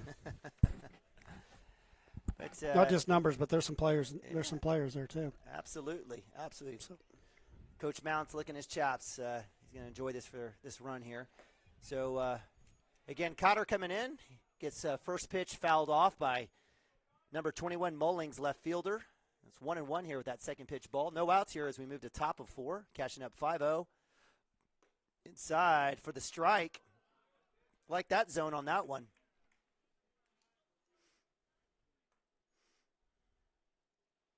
You've always talked about Cotter's delivery. And I thought maybe I'd be able to protect him from that, but I think you just jinxed him. I think I did. So my bad, Cotter family. So hey, he drops down. That's tough on a righty. Looks like it's coming right at your hip, and he can really drop down if he wants to with the breaking ball. So Mullings finds his way to first base on hit by pitch. That'll bring up McMurtry, center fielder. That was hard for me during football season to mention his name. Outside for ball 1.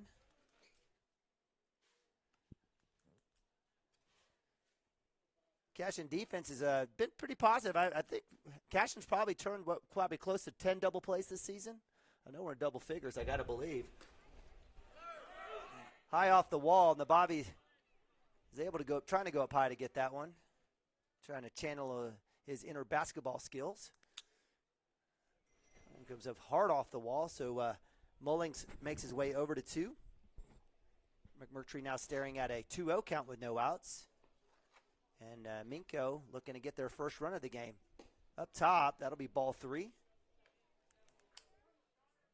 So after a hit by pitch and a couple balls here, you know, is this a situation where Mount's going to kind of let him out there on his own to figure it out? Or I'll let you finish your meal there, Bubba. I'm good. No, I'm good. Yeah, he's got to get it figured out. Let him go.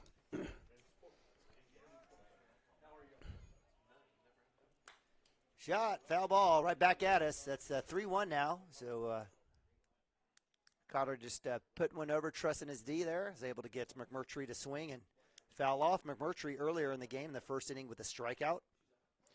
Again, the Cashion Wildcat defense coming up with 5 strikeouts between. Shot to first, right past the diving Hayden Branch. That'll most likely score in Mullins. And that will, in fact, hard hit ball down the first base line by McMurtry will bring in the first run for the Minco Bulldogs. Good effort by Hayden. Almost got to that with the dive. And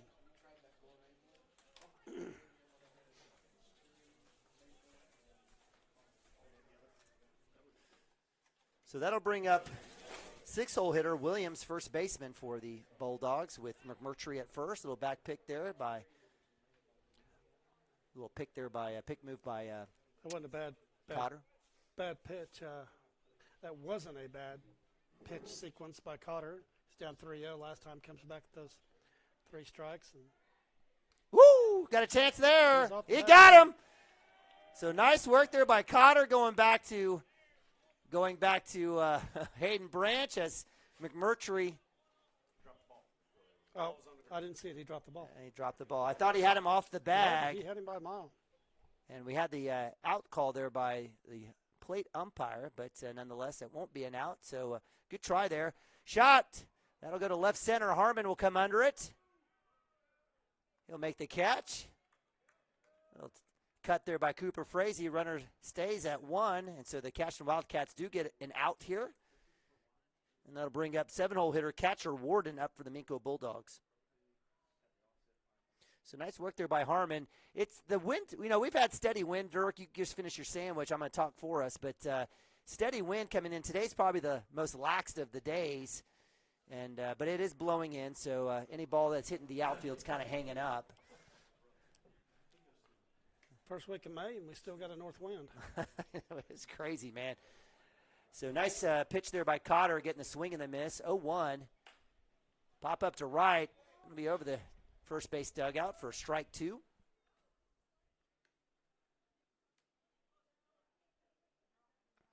Warden, the catcher, staring at 0-2, 1 out. McMurtry staying at first, had that big hit down the first base side, past the diving Hayden Branch, scores in a run.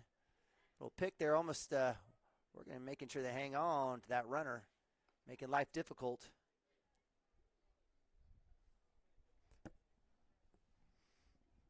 Top of 4 for the Cashion Wildcats, up 5-1. Appreciate you joining us here on Cashion Wildcats TV. Preston Cotter, sophomore on the mound. Shot right to Cooper Frazier's got a chance. He'll get the force at 2 and no throw at 1. But if he gets that clean, that would have been another double play for sure. That was a good job. Just taking what they gave you right there, even bobbled the ball, and Gavin just ate it there. No sense in making that throw and throwing one into the dugout. So Warden reaches on a fielder's choice, but that does lead to an out. So 2 outs there for the Minco Bulldogs. Hey, did you catch that Bedlam game last night? I did. It was fantastic, except no, actually, I watched the other 2. The ones that actually, it was a good game up to the 9th inning. Boy, I asked for that one, didn't I? Yeah. Well, it was a great game last night. It was a great game. The Sooners did kind of choke that one off. They could have had a Bedlam sweep. First win, I think, in Stillwater in several years for the for the Oklahoma Sooners. O'Brate Stadium, a nice place too. I think it was where that win was at. No, it was in Norman. No, last night was. Last night was. Yeah, but I think it was. Yeah, they took the first game in Stillwater, and then second game as well. That hurts me to say that, but second game as well in Norman. Yeah. So they're tied up 2-2 this year, and Bedlam baseball for a team that can hit, that supposedly couldn't pitch. But OU's bullpen is deep. Yeah, the bullpen for sure. And they look good. And they got the best hitter in the country, maybe. And their closer coming in is probably one of the best in the country as well. But let me ask you this: I mean, with Bedlam, it's almost like the team that's supposed to. I mean, the team that's favored usually ends up losing in this series. It's the weirdest thing. It feels that way. I mean, having watched Bedlam baseball even back in '89er Stadium. OU can never win there. Back I mean, and I'm not just saying that. Nobody beat OSU in that stadium. Incavilla and that entire. It didn't matter who came to town. It could have been Vanderbilt this year with their 2 arms, and it wouldn't have mattered. It was just something about those teams, those OSU teams. They found a way to win. 1-2. Shot there by. We don't have number 28. He's the pitcher for the. He coming in for Mullinex, I think. There, but he's fouled off a few here. 1-2, 2 outs. Runner at 1 as the Cashion Wildcats hanging on to a 5-1 lead. Again, some great baseball just being played in general here in the state of Oklahoma. Ooh, good shot there down the line. Nice block by Nabavi in the dirt. Not that I'm superstitious, but the last time OU beat OSU in a conference series, OSU went to Omaha. Oh, so there you go. Good for you. Good for you. Runner goes. That's still on my bucket list. Oh, that's a shame. Having lived in Omaha for 2 years. I know. And then having kids going and playing up in that Slump Buster tournament. Actually, in fact, we were waiting for you to send Nick up there. We would have figured that one of those Cashion teams would have found their way up there. But we actually looked and tried to make that happen the one year and just weren't able to pull it off. Well, it's at TD America Park, and they've redone downtown Omaha, and that whole place is just phenomenal. Rosenblatt was great with all the beer houses and everything around, but yeah, a lot of tradition there. But I just didn't get my homework done in time. I know those tournaments were full, but we really wanted to go, and still on my bucket list. But that's one of the better events in the country, I think, and there's something about it. Heck yeah, it's great. The community's owned it. It's much like the College World Series for softball in Oklahoma City. There was a nice little article about trying to get a little bit more equality for the gals in softball. They're trying to force games, all those games into 7 days, where baseball gets, I think, 12 to 14 days. But again, both events great. And you're right. If you have a chance to get it to Omaha and you love baseball, definitely do it. Full count. Runner goes. That'll be ball 4 up top. So no throw by Nabavi on that. So again, runners at first and second. So nice work by 28 and the Minco Bulldogs with a quality at bat, fouling off several. And that'll bring up number 8, Wilburn, DH, for the Bulldogs. Coach is just letting Cotter go, which is a good thing here. Let him get it figured out. And it's that corner there for strike 1, so gets ahead there.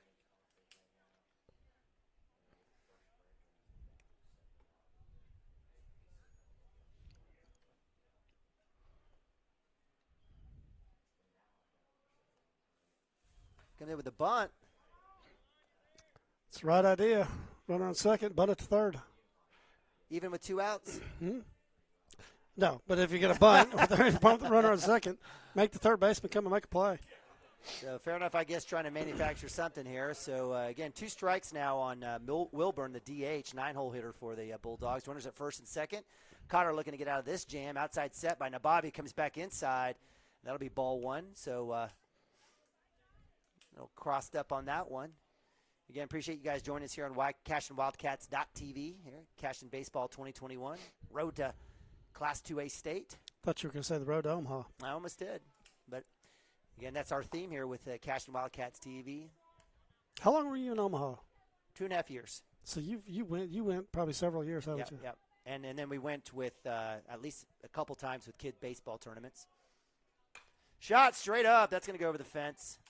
We were able to do a little Rosenblatt and then TD American. I got to tell you, working in sales during the World Series was a fun scenario as well.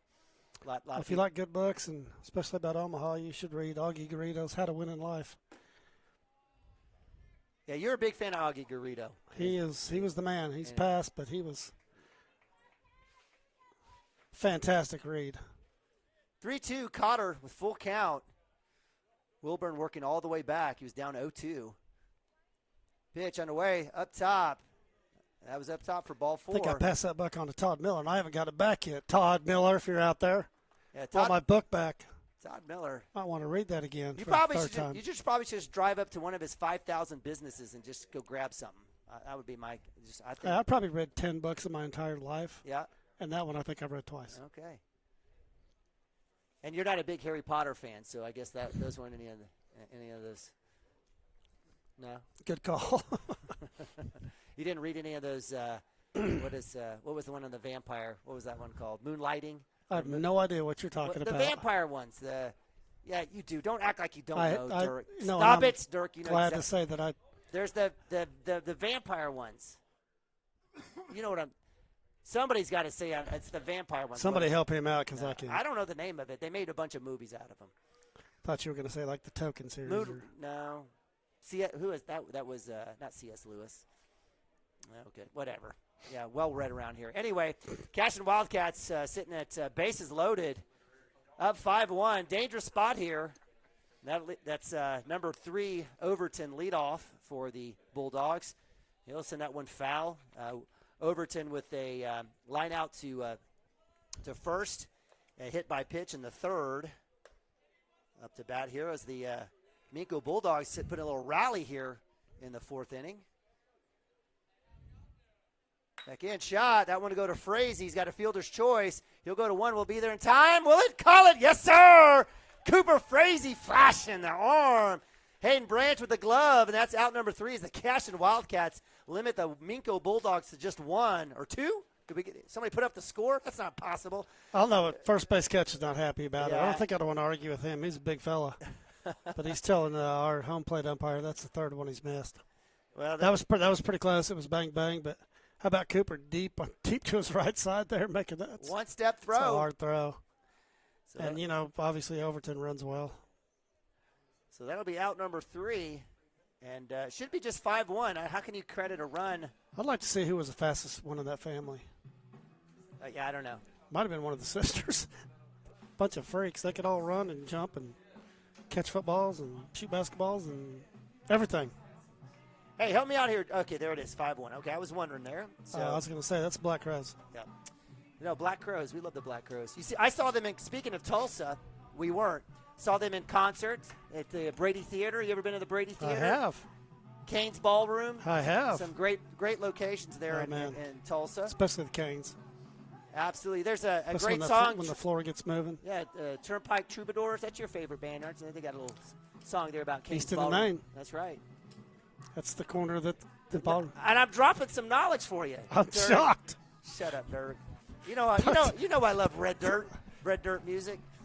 Hey, I've been to a couple of those. We have Randy Rogers at Riverwind Casino. That was a good night. You're like, if that guy had some looks to go with that voice. Yeah. No, not really. Him and Chris Stapleton, I tell you what, man. Tough looks, but great voices.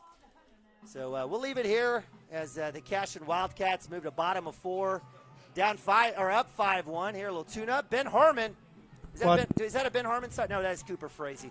I was about to say, there's a big difference in a Black Crowes concert and a Randy Rogers concert. Absolutely. Well, maybe maybe not. Based on maybe the maybe the stuff getting passed around. around. That's what I'm saying. Based on the medicinal. Or on stage. Hey, let's keep it Black clean Crowes here. were kind of known for their, you know what I mean. Absolutely. So we love you all watching here on Cashion Wildcats TV. We're having a good time. Today's an easy breezy day, right? Tune-up game for both these teams, for Minco and for the Cashion Wildcats. Appreciate Coach Whalen coming out, bringing his Bulldogs up here to Kingfisher County. Inside pitch ball there for number 21 who's checked in. Number 21 is Mullings. So Mullings doing a little left field action. Had a hit by pitch. I think he scored the only run there for the Bulldogs on the mound. Stares at second pitch. Looks like Frazee gets that strike there. So 1-1. Yeah, you can go with it, baby. Dirk with the little. Had my mic turned down there. I bet everybody at home's dad joke. probably okay with that. That's all right. It was good. Frazee, line drive over second. It'll get through. Lead off doing his job. That's a base hit for Cooper Frazee, who reached on the first with a walk, reached on the second with a walk. Now has a hit to go with that. 2 runs, and that'll bring up Preston Cater. Preston today on the day has a walk and a hit for himself. Hey, he gave up a run in that last inning as a pitcher. Got a chance to help himself here. Yeah, but good work by Cotter. He did get the bases loaded, got in a little mini jam, but got out of it. Who do you think we're going to put on the bump next inning? Who you betting Ben on? Harmon. Ben Harmon. I'm going to say. You said Lagasse. I'm going to say Lagasse. Woo! Cotter deep on the wall, flush. Hey, speaking of hail damage, woo! Frazee coming around. Cutoff is there, but no throw. And Preston Cotter with an absolute missile. Cooper getting turfy there at the plate.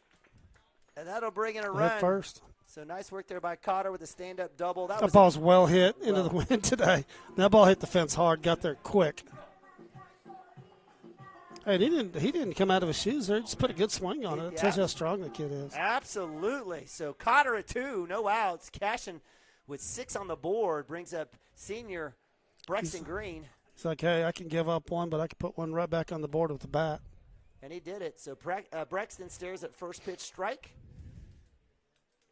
Evans thinks Nababi's coming up on the mound next inning. Oh, that's the wager, huh? I doubt that he'll see the mound in regional, so I doubt that he'll see it today. Yeah.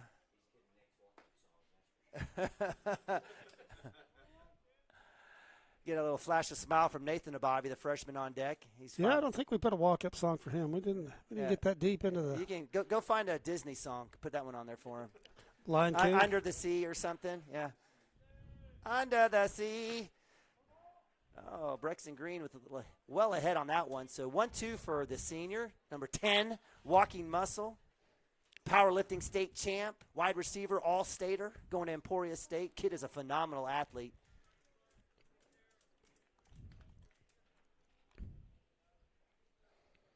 No brace for him today. Hey, I know you're right. That's a good sign. Chopper to 3. Third baseman will hold Cotter. Brexton Green, he'll get called out. Cotter moves himself all the way to third, so he'll move runners. And if good base running there by Mr. Cotter.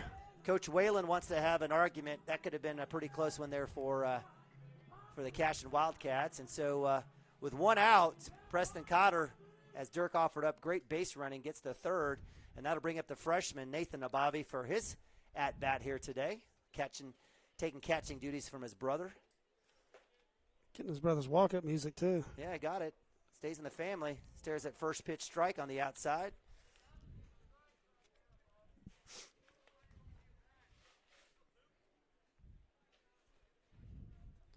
So Nabavi getting some encouragement from Mounts. Yeah, we had a couple little base running errors there at second base last week, so it's good to see that making the right read there.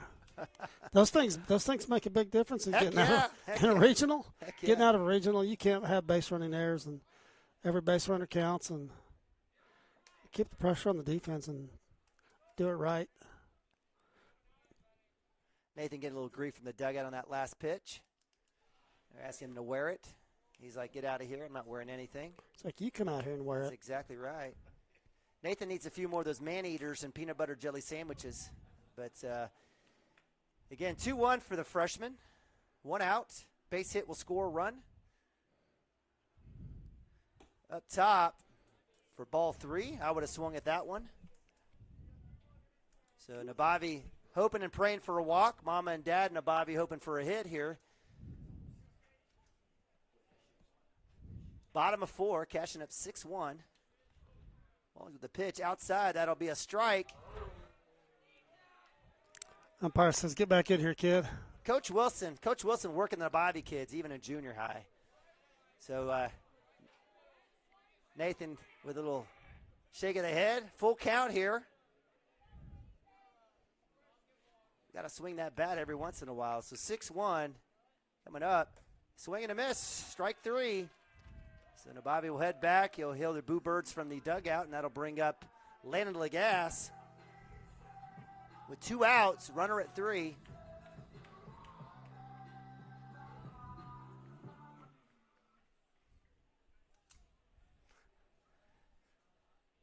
Lagasse on the day was out at, I guess he was put out on a throw from third in the first inning and had a solid hit in the third.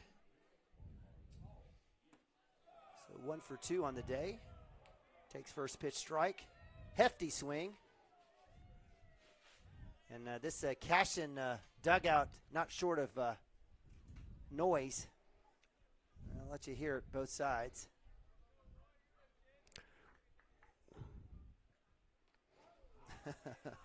So Lagasse will wear that one, and he'll head to first base. And I'll bring up Joey Wilson rocking the AC/DC back in black.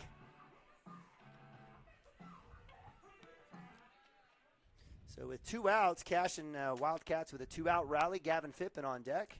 Cotter at 3, Lagasse at 1. So Cashion got runners on the corners. Coach Mounts has a pinch runner. Love seeing my man Hunter Gibson appearance here. Jace Evans. Oh, that's Jace. Jace. I thought it looked like Hunter. Dude. Jace Evans has been Jace everybody. is like, come on, I'm not 6'2". This season, he's been everyone but Jace Evans. I think I've called him the wrong name every single time. So my apologies to the Evans family. And, Dirk, I know you're definitely sorry. So more speed on the base paths. Absolutely love Jace. Jace is phenomenal feat. Little DB for the Cashion football team. 2 outs. Wilson up to bat. He keeps growing. He might find himself playing linebacker. There might be a move. Hey, I know Coach Wood's mixing up the defense probably next year. We'll see what happens. Got a lot of kids in a lot of different positions. So again, 2 outs. Runners on the corner. See if Evans goes. He stays fresh. Little shot to 3. Bobble by the third baseman. Wilson trying to get there. Foot is off. He'll be safe. And so a little throwing error there by the third baseman. It'll be an E5. Scoring runs with 2 outs again. Joey Wilson makes it to first. And Cashion Wildcats do get a run as Lagasse comes all the way in.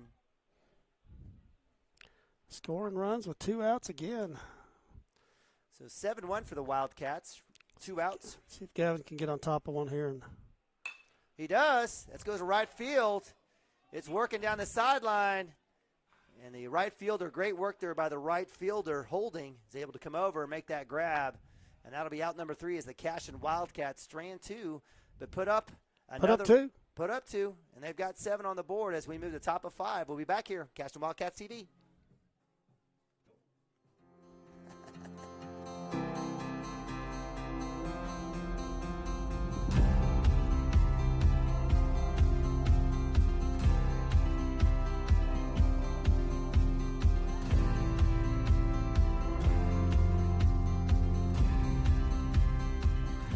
I'm Todd Miller, and this is Grain & Grange, the coolest furniture store you've never heard of. Come see us.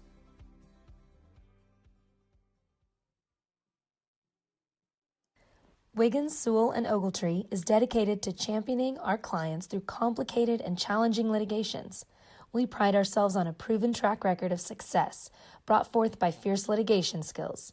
The lawyers and staff of our firm are dedicated to effective and personalized representation for every client who entrusts our service. Uncompromising integrity, unparalleled results. Call Wiggins, Sewell, and Ogletree, 405-232-1211. Gateway Realty is a mother-daughter team that has a heart for small-town life. Both Anita and Kelly were born and raised in Cashion and are still raising their families here. Their family homesteaded in Cashion in 1908, and it's been home ever since. Anita and Kelly know this town, love this town, and would love to help make this your home too.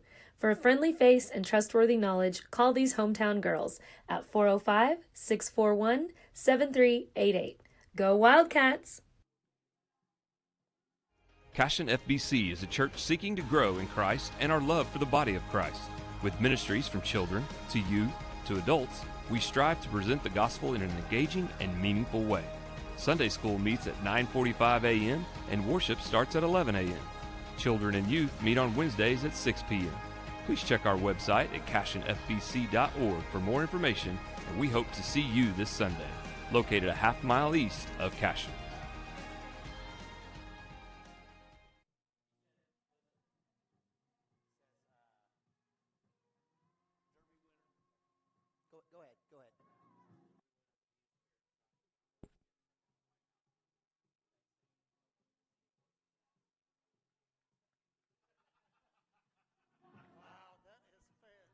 All right, welcome back to Cashion Wildcats TV as we move to top of 5. Can we pass that one on? We better not. Yeah, I don't know. It's okay. It's all good. So Cashion Wildcats with their 5th inning, 5th different pitcher as junior Landon Lagasse now on the mound. Dirk Fippen was correct, even though he cheated. Takes first pitch, a little outside for ball. So, again, in the infield, we've got Nabavi catching. We've got Nathan Nabavi, the freshman, catching. We've got Branch at 1. Fippen at 2, Frazee at short, Nathan Nabavi with the ball off the glove. Got to be better than that, son. Preston Cotter at 3. In the outfield, we've got Harmon, Bronaugh, and Wilson. Up to bat is number 2 for the Minco Bulldogs. That's the lefty Holding. No, I apologize. Is that Holding? No, yeah, it is Holding. Gosh, I got that one right. Holding the right fielder with a couple of walks on the day. He's made a couple nice plays out there in right as well. Sure has. And he'll take ball 4 for the walk. And that'll bring up 3-hole hitter shortstop Brothers.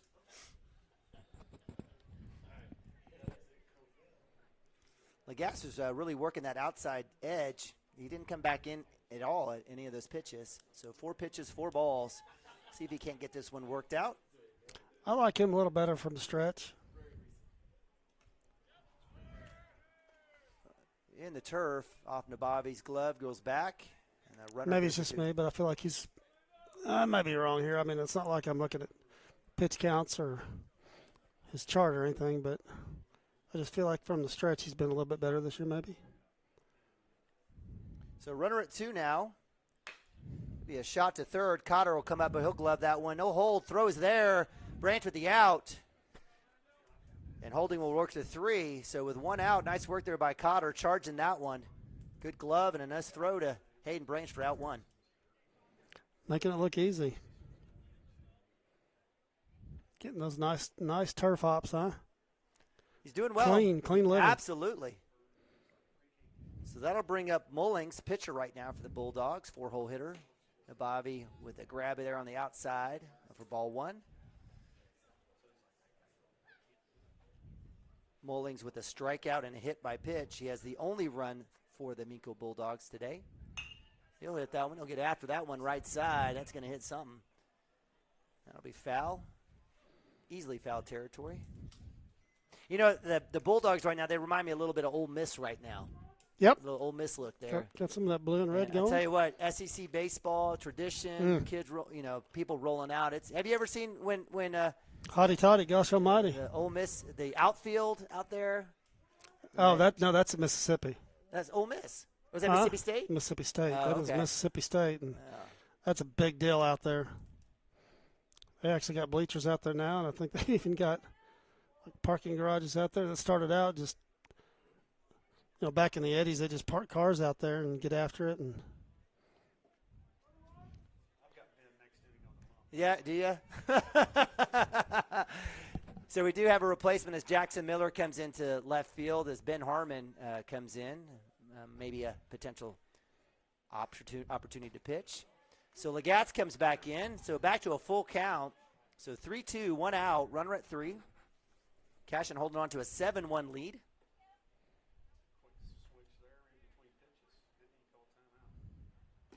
Outside grab there. Nice glove work by Nabavi, but it will be a ball 4 as Mullings will head to first base. So runners on the corners for the Minco Bulldogs. That'll bring up number 5, McMurtry, center fielder. Nabavi with the first and third call. I don't think we've seen it. We've seen it executed this year. Have we seen a? No, we really haven't had a lot of opportunities first and third like that. I mean, we've had the opportunities, but the ball hasn't been hitting the right spots. See how we cover this.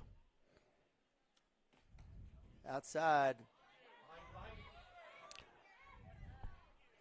Well, it's off now with the wild pitch. So Nabavi getting some help from everyone but his pitcher that time on where the ball was at. Running around like his head like a chicken with his head cut off. Mullings makes it to second. McMurtry still up to bat. Hit to short. The double play is gone. That'll be a throw to 1 with the stretch. And so Coach Mounts giving Nabavi an earful regarding that last play. So that'll be 2 outs.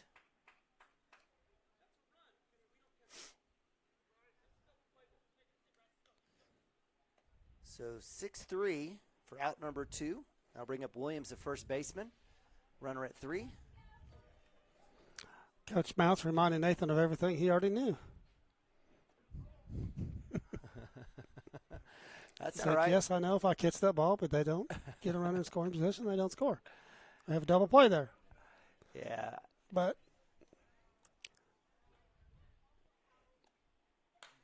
that'll be a foul ball there. So 2 strikes on the first baseman, Williams. And I'm trying to think who Nabavi has caught this year. Nathan Nabavi, who's had a chance. This may be the first time he's catching Lando. And there's certainly some familiarity with some of the other pitchers. It's a good point. So working through. Again, 0-2, 2 outs. Runners held at 3. His brother's sitting over there saying, I would have caught that and we'd have been out of this thing. Yeah, that happens all the time. That happens all the time. We'll move to 3.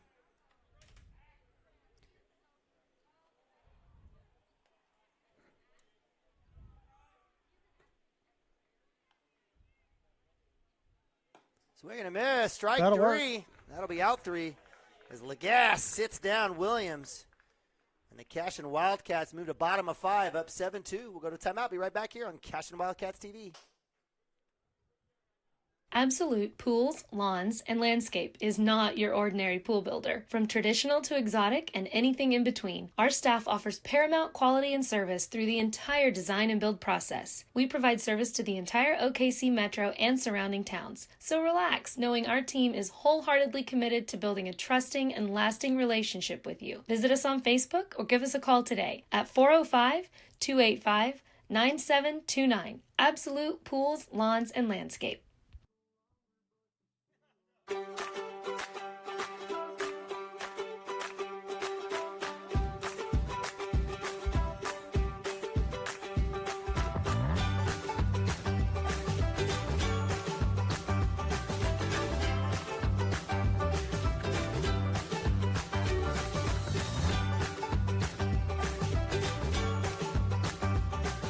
Stream like the pros with Squirtle Live. Find out more at squirtle.com/stream. Dr. Matt Dieselhorst at Dieselhorst Sports and Orthopedics can help you get game day ready. Dr. Dieselhorst works with athletes of all ages, taking a coordinated approach to accelerate return to play and maximize athletic performance. His work with pros in sports training, injury prevention, bracing, functional rehabilitation, and imaging work seamlessly with his medical and surgical expertise. Get started by going to Dieselhorse Sports and Orthopedics. Let Dr. Matt Dieselhorse get you back on the field, backing all Oklahoma athletes on the field and off. All right, coming back here, Cashion Wildcat Baseball here on Cashion Wildcats TV. Neiman and Bobby, Dirk Fippen here at Lance Beitler Field. Appreciate you joining us. Cashion Wildcats here in a little tune-up. Taking on the Minco Bulldogs, coming all the way down south of El Reno to come visit the Cashion Wildcats. Is it down or up? No, coming up. My bad. I appreciate that. That's a big pet peeve of mine as well. I got you. You're a true dad. Yeah, coming up to Cashion. All the way up. All the way up. So Cashion Wildcats, they probably came up 81. I got to believe they probably came straight up 81 and then over. Maybe hit a little Ishin's chicken there. No yeah, you do that on the way home, right? Possibly, yeah. Bring your cat. Yeah, maybe if you win. Maybe if you win. You get chicken if you win. You get chicken poop if you lose. Yeah, you get Dirk. I'm not just stealing one from you there. Chicken salad, but just stealing one from you. You're not stealing anything from me, brother. It's all good. I love it. The fact that you enjoyed that as much as you did makes me smile. Shirley and I were talking about that yesterday. Is that right? Yes. Chicken salad and chicken poop and yeah. vice versa, depending on what's going on. Exactly. So speaking of chicken salad and good things in life, Hayden Branch up to bat, cashing up 7-2 here as we move to bottom of 5. Senior faces first pitch strike, and we do have a new pitcher, number 4. Do we have a name for number 4? Quattro. Victory. Yeah, Quattro. Vickery. Okay. I'd like to see Hayden get on top of one here. He's popped up the last 2 times. And he's got one. This one will go. This pop, though, will go out foul territory. That'll be out for strike 2. So 0-2 for Hayden Branch. Yeah, and speaking of Branch, he did have a couple of flyouts to center field and to right field. As they say, he's due. Definitely put the ball in play. Just needs to straighten one out. Or at least the line one out, I should say. Get a little bit lower. So, again, 7-2, cashing up, 5th inning. Looks like this one was going to go a full 7. Up top, that was a close one. So 1-2.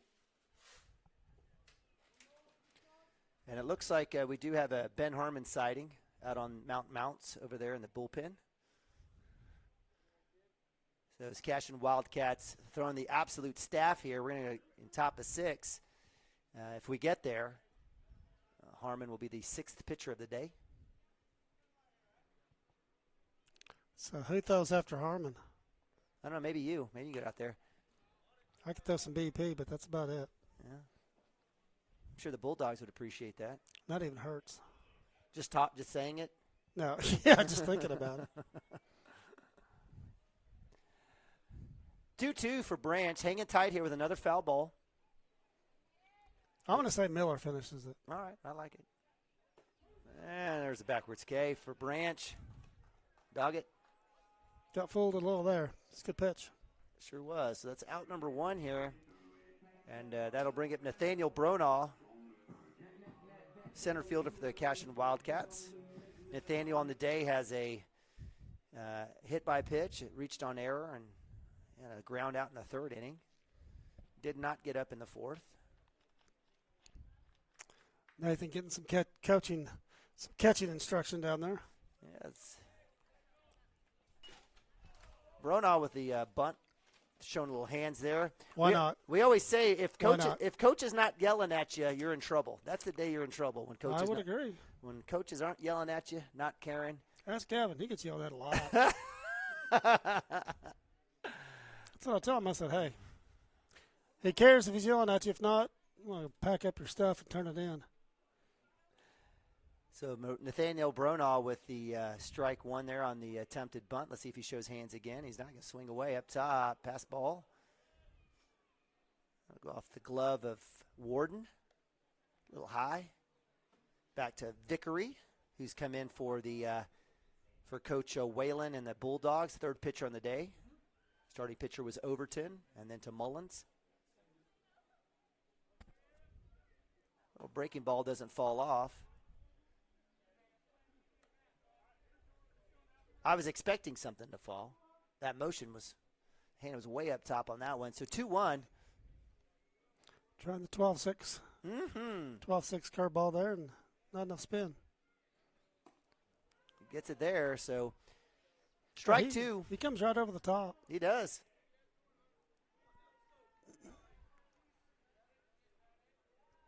So if you're Vickery right here, you come back with a fastball, you show another one.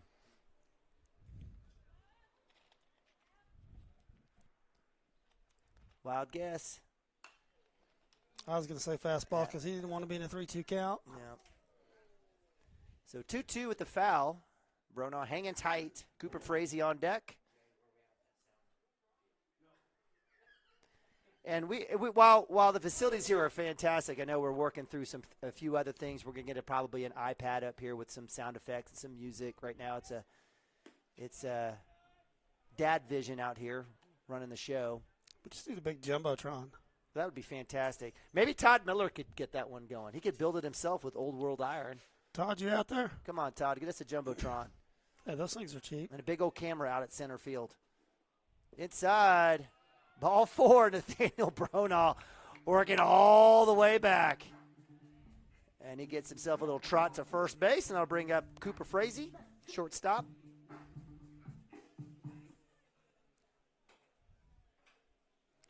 A single up the middle last time for him. Wasn't trying to do too much. And see if we can move the runner here.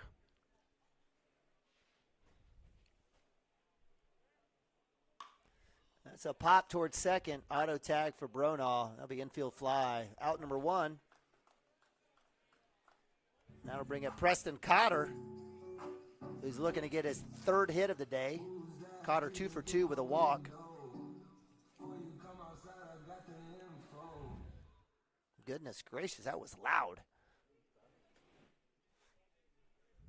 So was that last ball he hit off the wall. It was. It did. There's probably a dent. You're exactly right on that left center wall.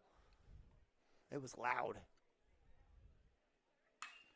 This one goes to right center, tracking in center field, and he'll make the catch. Nice play by Overton in center. Excellent play. He's had 3 of those now. Their outfield's made some plays. Absolutely. That was probably the best one of the day. So with the out, that will end it for the Cashion Wildcats. Held scoreless here in 5. We move to top of 6. The Cashion Wildcats are up 7-2. Christy Perry is a Cashion-based attorney providing clients in Oklahoma with trusted, experienced legal counsel regarding wills and trusts, bankruptcy, and other areas of law. Flexible scheduling is available to discuss your options, and your first consultation is free. If you need assistance regarding a legal matter, call your local Oklahoma licensed attorney, Christy Perry, at 918-373-0882.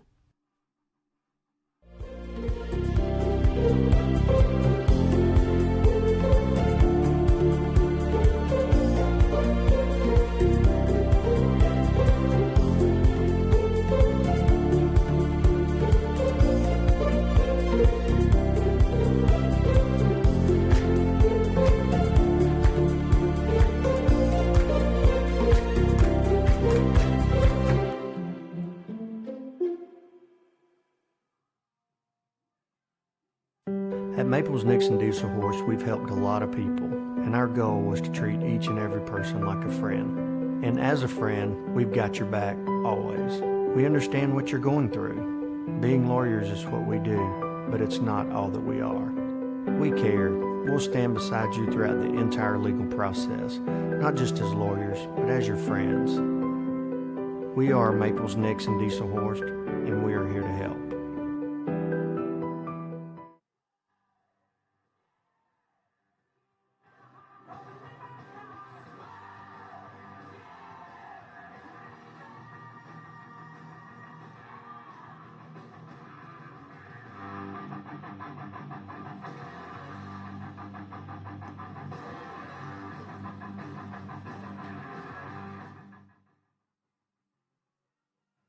Welcome back. Cashion Wildcats TV, Cashion Wildcats Baseball. Lehman and Bobby Dirk Fippen. Top of 6. Ben Harmon on the bump. Mr. Quarterback. Mr. 29-1 state championship.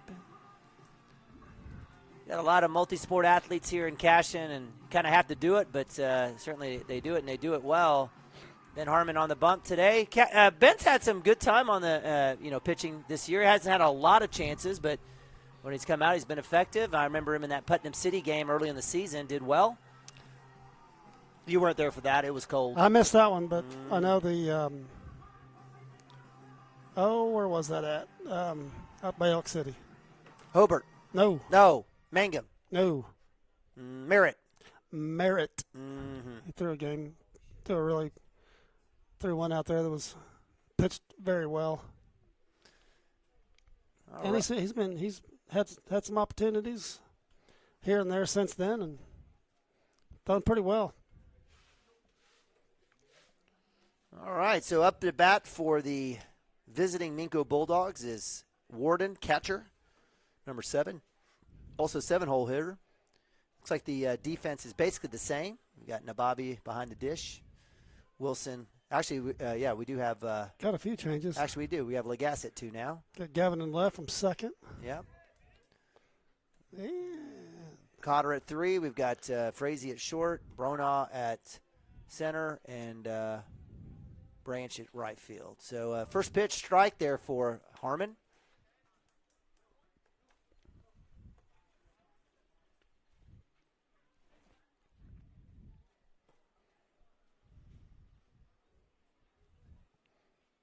Back inside. Fouled off. That did not sound good. That sounded like it got through. It did. Wow. So there literally is believe it or not, a ball width gap right at the top of the wall. Which that won't be the case next year. That 2x4 won't be there, which is padding will take care of that next year, but if you're sitting back behind the net, you better be prepared to. Yeah. Wow. So Harmon comes in, throws a few pitches, gets a strikeout, out number 1. Nice work there by Harmon, showing some speed, some heat. That'll bring up number 28. We don't have a name for you, sir, but number 28 did a little pitching for the third base for the Minco Bulldogs. I think he's at third right now. Batting 8-hole. Comes right back inside. That'll be hit by pitch. And so number 28 will make it to first base. That'll bring up DH Wilburn. Actually, no, we don't have Wilburn. Yeah, I know. Coach Wilson's ridiculous. He just wears it. Boom.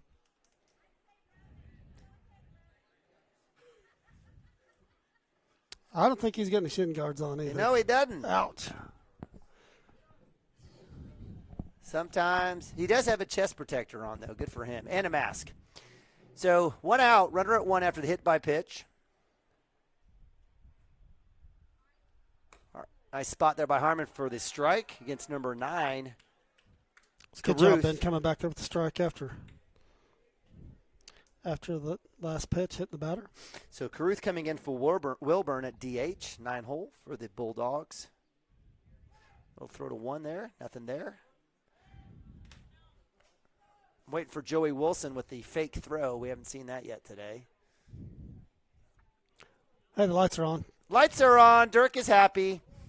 Hey, everybody. They are beautiful. Beautiful lights. Almost alien-like. Almost like we should be singing something like 2035. Swing and a miss. Nice job by Harmon. A little inside heater. Draw strike 2. 0-2 for the junior.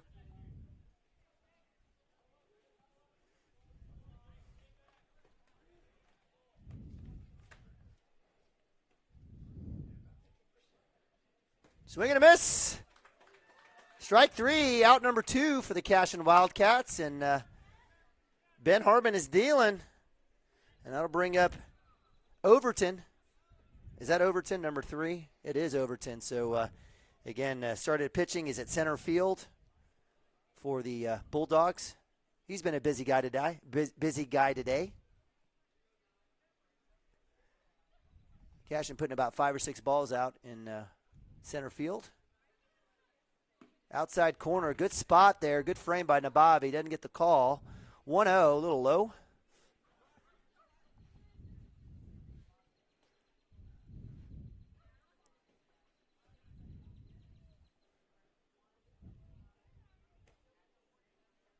Well, throw back to 1.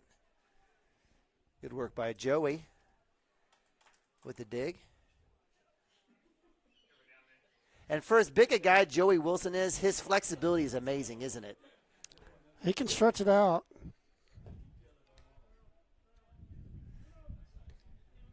A good spot there by Harmon. Still just a little low. Must be missing right below the knees.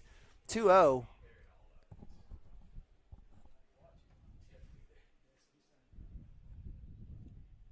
Come back in. Fastball. Got a chance to roll this one. Lagasse. He'll go ahead and go 1. Is it in time? He's safe.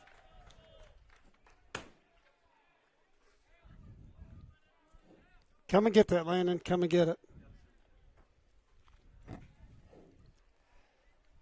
So with the hit on the fielder's choice, Caruth is safe, or I'm sorry, Overton is safe at 1. Yeah, you got another situation. You got a kid that can run there. Another run across his face, but he's got every opportunity to make that play. Yeah, just with 2 outs. My apologies. I was looking for the double play, but yeah, we just needed 1. It could have been any bag, force at 2 or 1. So that'll bring up 2-hole hitter holding right fielder, lefty.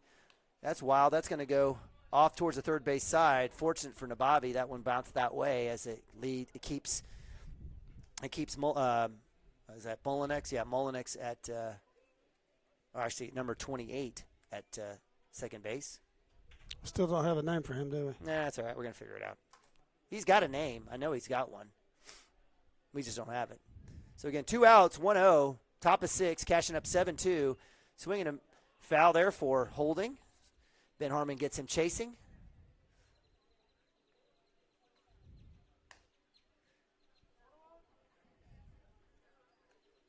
You got to figure out who's in charge of the lights. We got to get you in charge of the lights. How do we make that happen?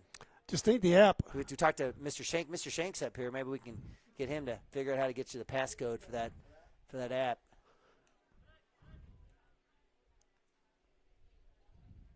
Outside for ball 2. 2-1, 2 outs.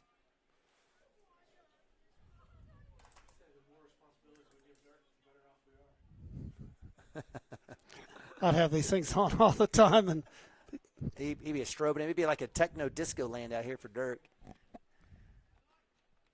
Inside, nice down pitch. low. Oh, a little low. It's good pitch. So 3-1. Yeah, Harmon's missing just a little bit, just a little low. So, again, good work there by Holding, staying patient. Right fielder. He's had 3 walks on the day and a run. So, certainly seen a lot of pitches. Comes back in. Shot. Right field. Branch. That's going deep.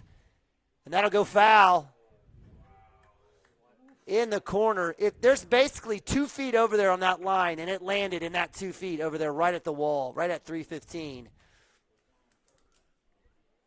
And that would have been a hefty, hefty hit.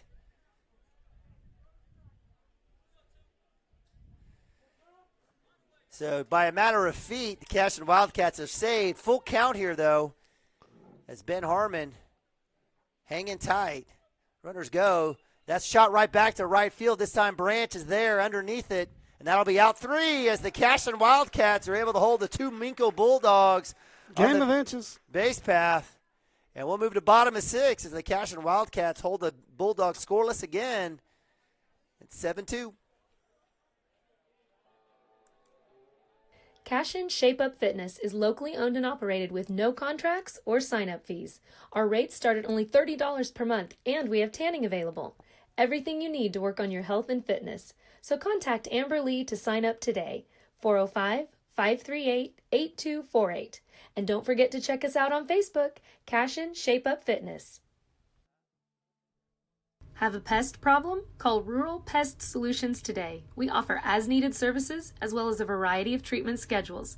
We're family-owned and operated, and we specialize in treating life's smallest problems. Spiders, ants, roaches, termites, mice, and more. For both residential and commercial, we're ready to solve your pest problems today.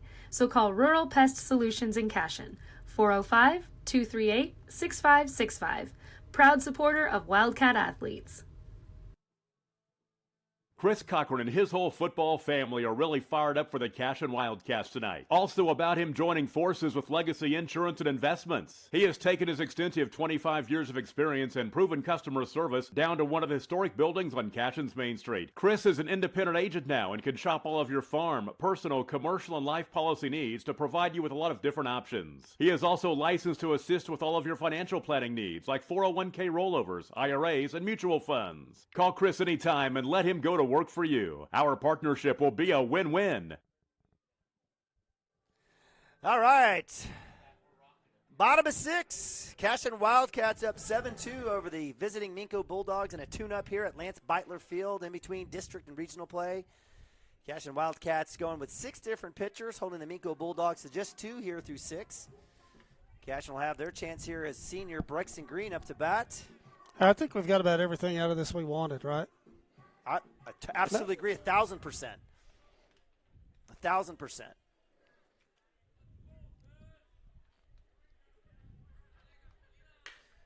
Braxton Green, hard hit ball to short. It's gloved. Throw is in time for out 1. If he could have hit it to anywhere else but exactly to the shortstop, he literally didn't have to move a centimeter. So Braxton Green with out number 1. He'll trot back in. 6-3. I'll bring up Nathan Nabavi, the freshman, in for older brother Nick Nabavi at catcher, batting 5-hole. Nathan's last at bat was a strikeout. He had one of those 3-1, thought he had a walk situations. Comes back full count and then misses. Up top, he'll get the strike. Again, I'm telling you, Coach Wilson does not like the Nabavi boys. You saying that was a ball? So it was a strike. Oh, I'm no, saying it was a ball. I know, that's what I'm saying. Mm-hmm, that's what I am, but I'm biased. Nabavi actually swings the stick, and that was good to see. And you fouled that one off. There we go, a little crash of the glass. Very good. So 0-2 for Nabavi. He'll get a chance to step out of the box, fix his pants. We believe in you, too. Who we have on the bump out there? Looks like Wilson. Joey Wilson. Got a chance to finish this game out. So Nathan Nabavi, the freshman, 0-2, 1 out. He'll foul that one off, so he's got a couple on there. He's got a chance to get his eye on the bat there, on the bat on the ball. We're going to get this fine-tuned by next season. It'll be rocking and rolling. So Nabavi fouling off the last 2. 0-2, 1 out. Nobody on. Bottom of 6. Breaking ball up top, which was a strike earlier. We'll take first ball. Ball 1. 1-2. Lagasse on deck for the Cashion Wildcats.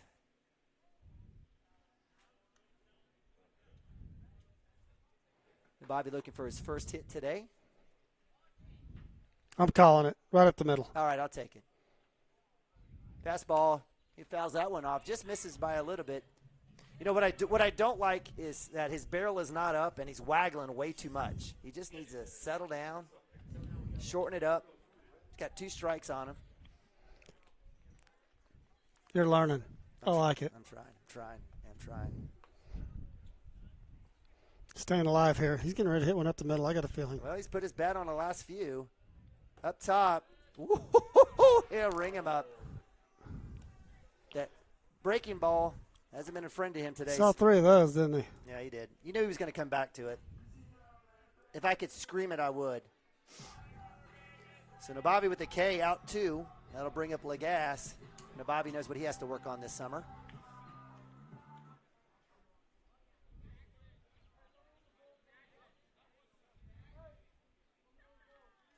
So Coach Wilson asking for a few more balls. He'll get 1, and that's about it. So Vickery with 2 strikeout, or with a 6-3 put out with Green and a strikeout of Nabavi will bring up Lagasse. Lagasse, last at bat, hit by pitch, was able to get score a run though in the 4th inning. In fact, that may have been Cashion's last run, as they were held scoreless in the 5th. That one drops in the turf for ball 1.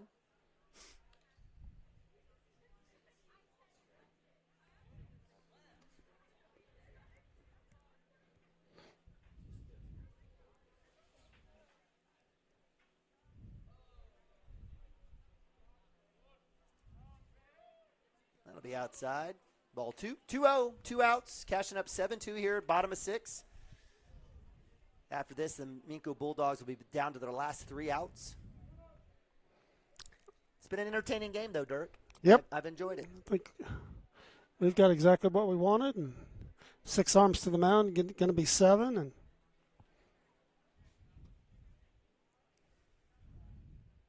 drops it right in there. He's working his magic. So nice job by Vickery with the breaking ball.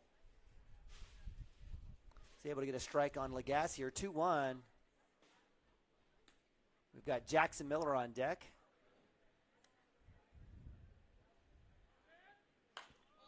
Lagasse sits on that one. He was expecting it. And nope, did not hit the roof.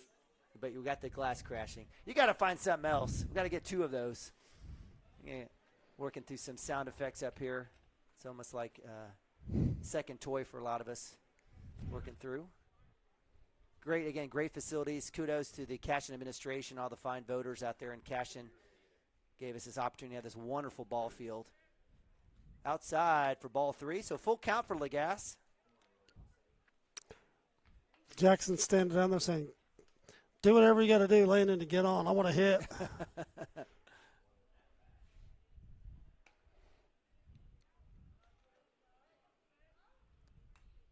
Stays alive there.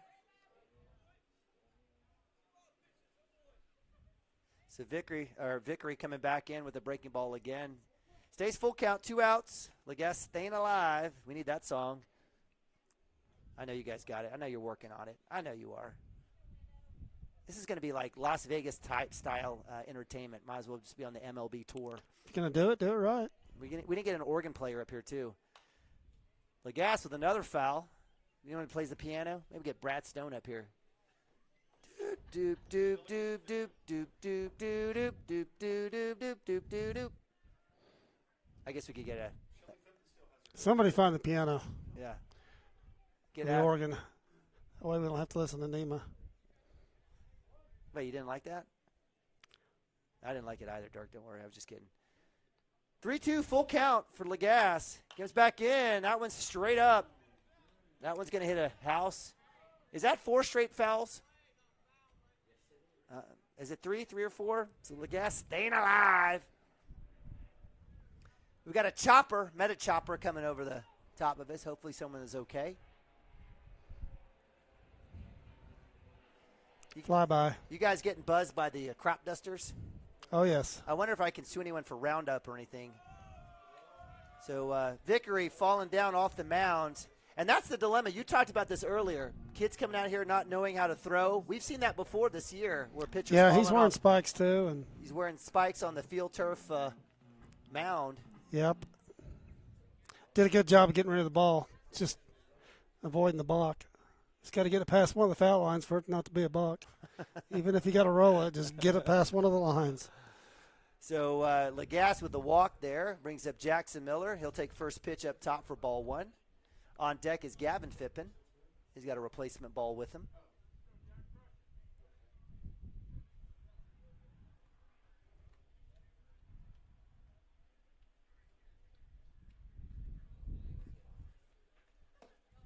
Back pick to 1 there by the catcher number 7, Warden. That's his first move to first base.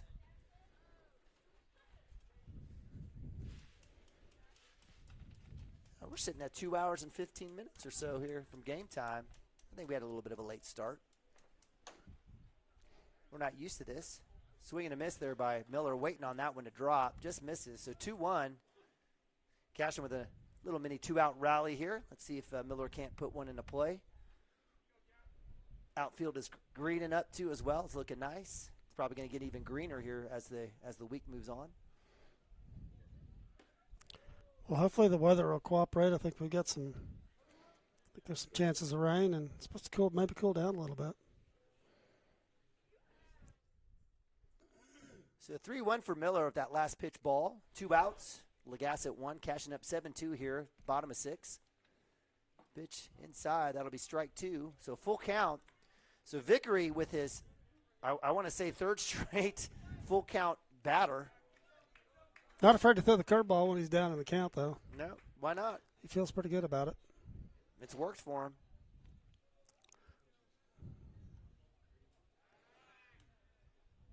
Jackson saying, just throw me something right down the middle so I can put it in play.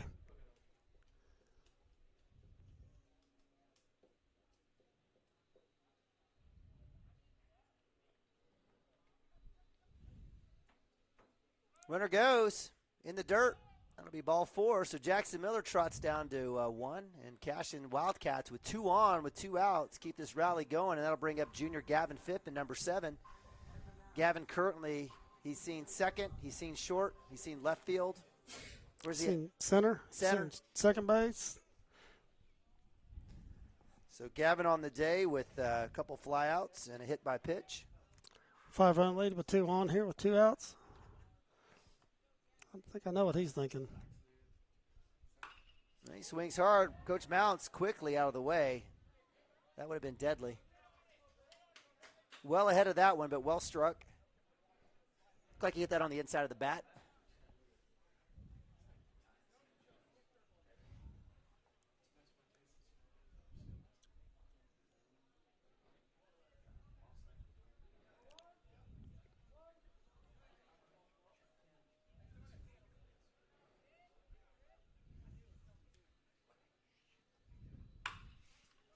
Well struck. This one's a little bit straighter. That one will still go foul, though.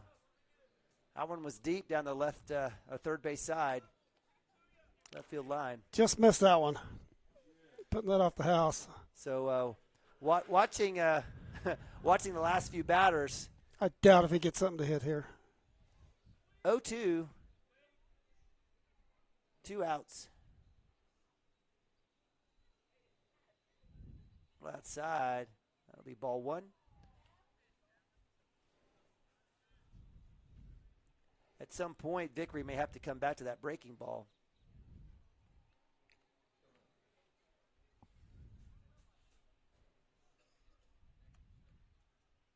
He leaves that one high and outside. So 2-2.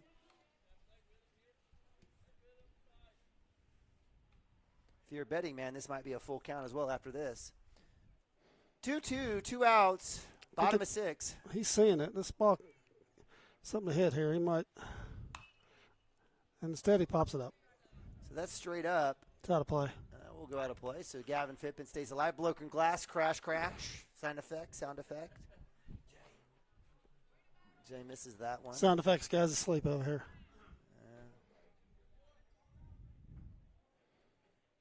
Yeah, we got a Titus Davis sighting here. Number 5, freshman. So again, runners at first and second, cashing up 5, bottom of 6. Gavin Phippen staying alive. Is back in. Gets that one, squares away. That one's straight up to left field. That one will drop for out number 3. Just missed it. As Mullings is able to come up and make that out. Last call for the Bulldogs.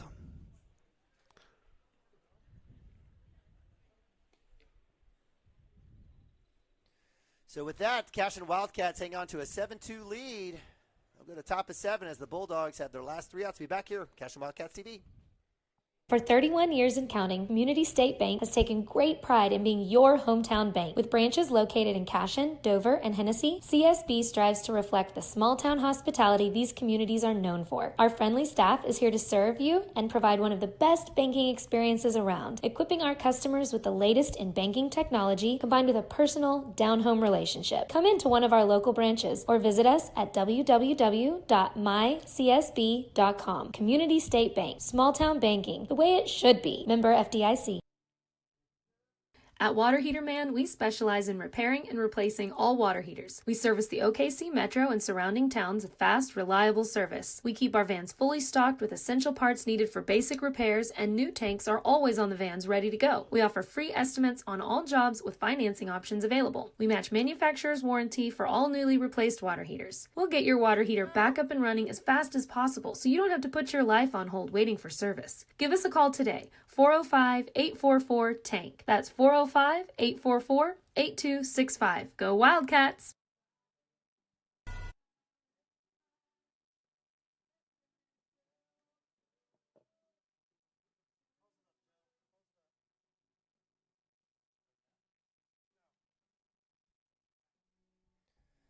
All right. Thank you all for joining us today. Cashion Wildcats television broadcast of Cashion Wildcats baseball. Little tune-up here for the Cashion Wildcats in between district and regional play as they're taking on the Minco Bulldogs here live from Lance Beitler Field. I'm Neiman Abavi, Dirk Fippen. It's been a good one as the Cashion Wildcats have a 5-run lead here, 7-2 as we move to top of 7. And as the Cashion Wildcats enter their 7th inning, they have their 7th pitcher as junior Joey Wilson finds himself to the mound. He gets a couple high fives and a couple taps on the leather. And Joey Wilson will be up to bat, facing up against number 12 for the Minco Bulldogs. I believe that is, I don't have a name. That is that Brothers? Yes, it is Brothers, shortstop there. I apologize. So top of 7, last gas. Last call for the Bulldogs. Again, Bulldogs heading off to the Dale Regional here Thursday. Swing foul ball there by Brothers, right side. Wilson with a smile. In the infield, looks like we've got Branch at 1, Lagasse at 2, Frazee at short, Cotter at 3rd. Outfield, we've got Miller, Bronaugh, and is that Fippen in right? He's now in right. Okay, so he's almost played every single position. 2 more innings. Get him at first and behind the plate. Yeah, catch. Yeah. 1-1. Nice job there by Wilson. Up top, ball 2. 2-1. We've seen Joey a couple times this year on the mound.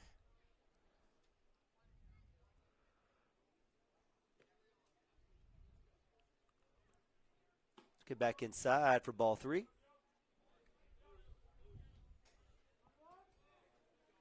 So 3 straight balls here for Joey. Brothers on the day as a hit by pitch and 6-3 and 5-3 putouts. Back inside, it'll be ball 4. It'll be a walk. Not missing by much. I think Coach is going to go talk to him. To me, it looks like he's kind of flying open and just needs to close it up at the front side a little bit here and fix it.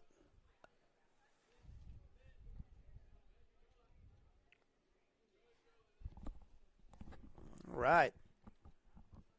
So let's break it down. So Thursday, Cashion is going to be facing off against the Luther Lions. The Luther Lions, from a season perspective, are, let me get this for you guys. Talking about that district earlier and trying to figure out how they ended up where they ended up. Yeah, 16-14. Coach Haskell Browning. Again, they've played Amber Pekesset.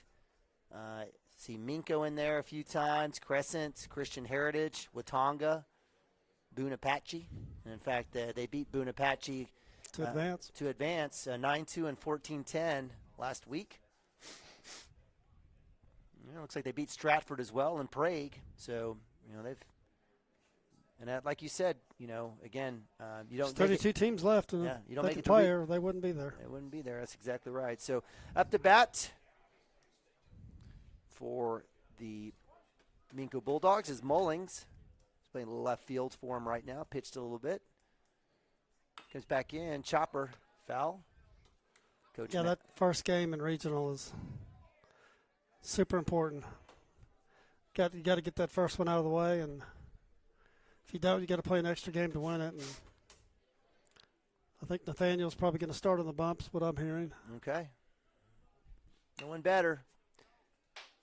A foul ball. So 0-2 Ooh, what a little wild pitch there by Coach Wilson. Working the pitcher there.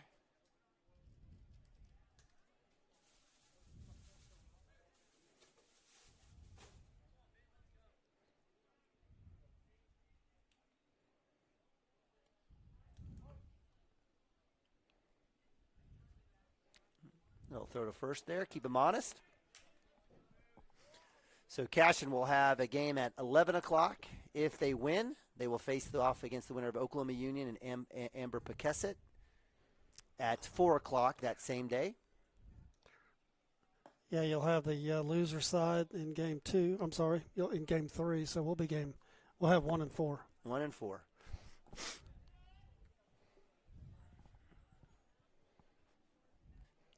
Sir.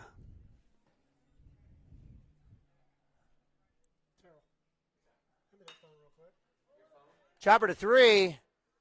Nice job trying to turn the 2. Nice work there by Cotter on that hot corner. He's able to get the throw into 2 to Lagasse. Lagasse had a little sun in his face there. It's coming right in over that fence. He's able to make the catch for out 1. Unable to get the double play there at first as Mullings gets to 1 with the fielder's choice. Brothers is out at 2, and that'll bring up McMurtry, center fielder.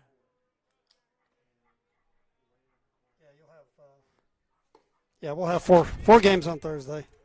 We'll have the elimination game at 6:30, and I was thinking that was going to be the third game, so we will play the 4 o'clock if we advance in the first one against the winner of the 2-4. And then those two will turn right back around to play, and then you'll have the game 4 that night. So, yep. So it'll be a good situation if Cashion, if things go right. So they're looking at Thursday at 11, Thursday at 4, and hopefully with a win there, they make it to the championship of the regionals for a chance at state on Friday at 6:30. But it's gonna be a busy weekend here, busy Thursday and Friday here in Cashion, Oklahoma, with a lot of baseball. Yeah, hopefully the weather cooperates and goes off well. And what's the weather looking like right now? It's about to check that out.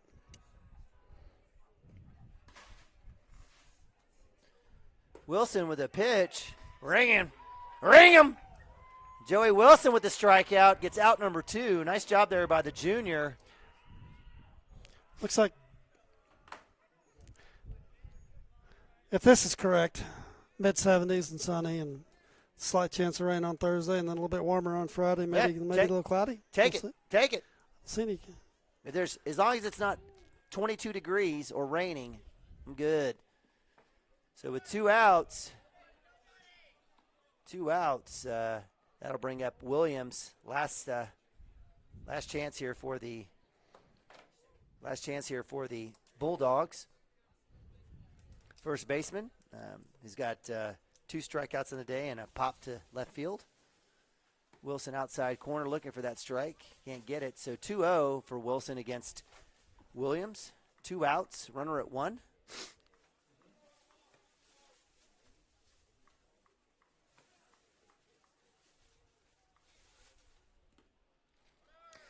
Gets past Nababi there. Runner gets to 2.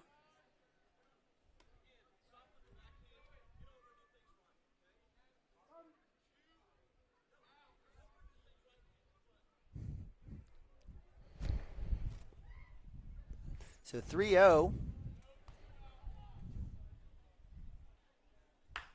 Shot down the first base side, and that'll be it as Hayden Branch with the glove and the tap. Out 3. Ball game as the Cashion Wildcats moved to 24-5 with a 7-2 victory over the visiting Minco Bulldogs, getting themselves in a good position as Cashion is able to throw 7 pitchers, get some runs up, and get themselves squared away and ready for regional play coming up Thursday. Dirk, what are your thoughts? Let's wrap it up. What's up? All right. All right. Boys golf qualified for state. It's good news. It is great news. It's a good day. Hashtag all we do is win. So the Cashion Wildcats doing it all every which way.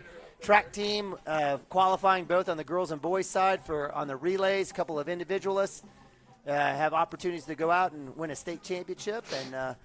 And the boys baseball team moving on to regionals, and the boys golf team Moving on to state as well. I'm not sure if Macy Patterson was on the girls' side on golf. I'm not sure if she qualified for state as an individual, but she did not. Okay, but definitely want to support Macy. Macy's done a great job, great ambassador, and appreciate that. Dirk, any thoughts here as the Cashion Wildcats get the 7-2 victory? Hey, it was a tune-up. That's what the plan was, and 7 kids to the mound, and I didn't think we forced it at the plate. Thought we took what they gave us and took our walks when we had them and ran the bases for the most part. I thought pretty well. So, not a lot to talk about in this game as far as coach is concerned. I'm sure he's just going to talk about preparation for the next 2 days, and everybody take care of yourself and do the right things here. Don't get in trouble. Don't everybody be ready to play on Thursday. Just be smart and have a couple good days of practice and show up Thursday and play that first game and get the first one behind us. First game in regional is the most important one. Amen. Got to get it behind you. Amen. All right, so the Cashion Wildcats again move to 24-5. They head to regionals here. It'll be Thursday and Friday live from Cashion, Oklahoma, at Lance Beitler Field, 11 o'clock. We'll have you covered. We'll try to figure it out. Something's going to have to happen, but we'll get a camera set up and at least something running for you if Dirk and I can't be here to do play-by-play in color. But we appreciate you. Again, a shout-out to all of our great sponsors. Definitely our administration, Adam Dieselhorst and the group at Squirtle.tv. But we appreciate you guys joining us again as the Cashion Wildcats move on. And it's going to be a big Thursday and Friday as they try to be that next team to make it to state for the Cashion Wildcats. So hey, it's a good draw. I think we got as good a chance as anybody that's there, and I like our chances. Yeah, absolutely. So for Dirk Phippen, I'm Nino Bavi. Appreciate you joining us here on Cashion Wildcats TV broadcast of Cashion Wildcats Baseball 2021. Go Cats and God bless.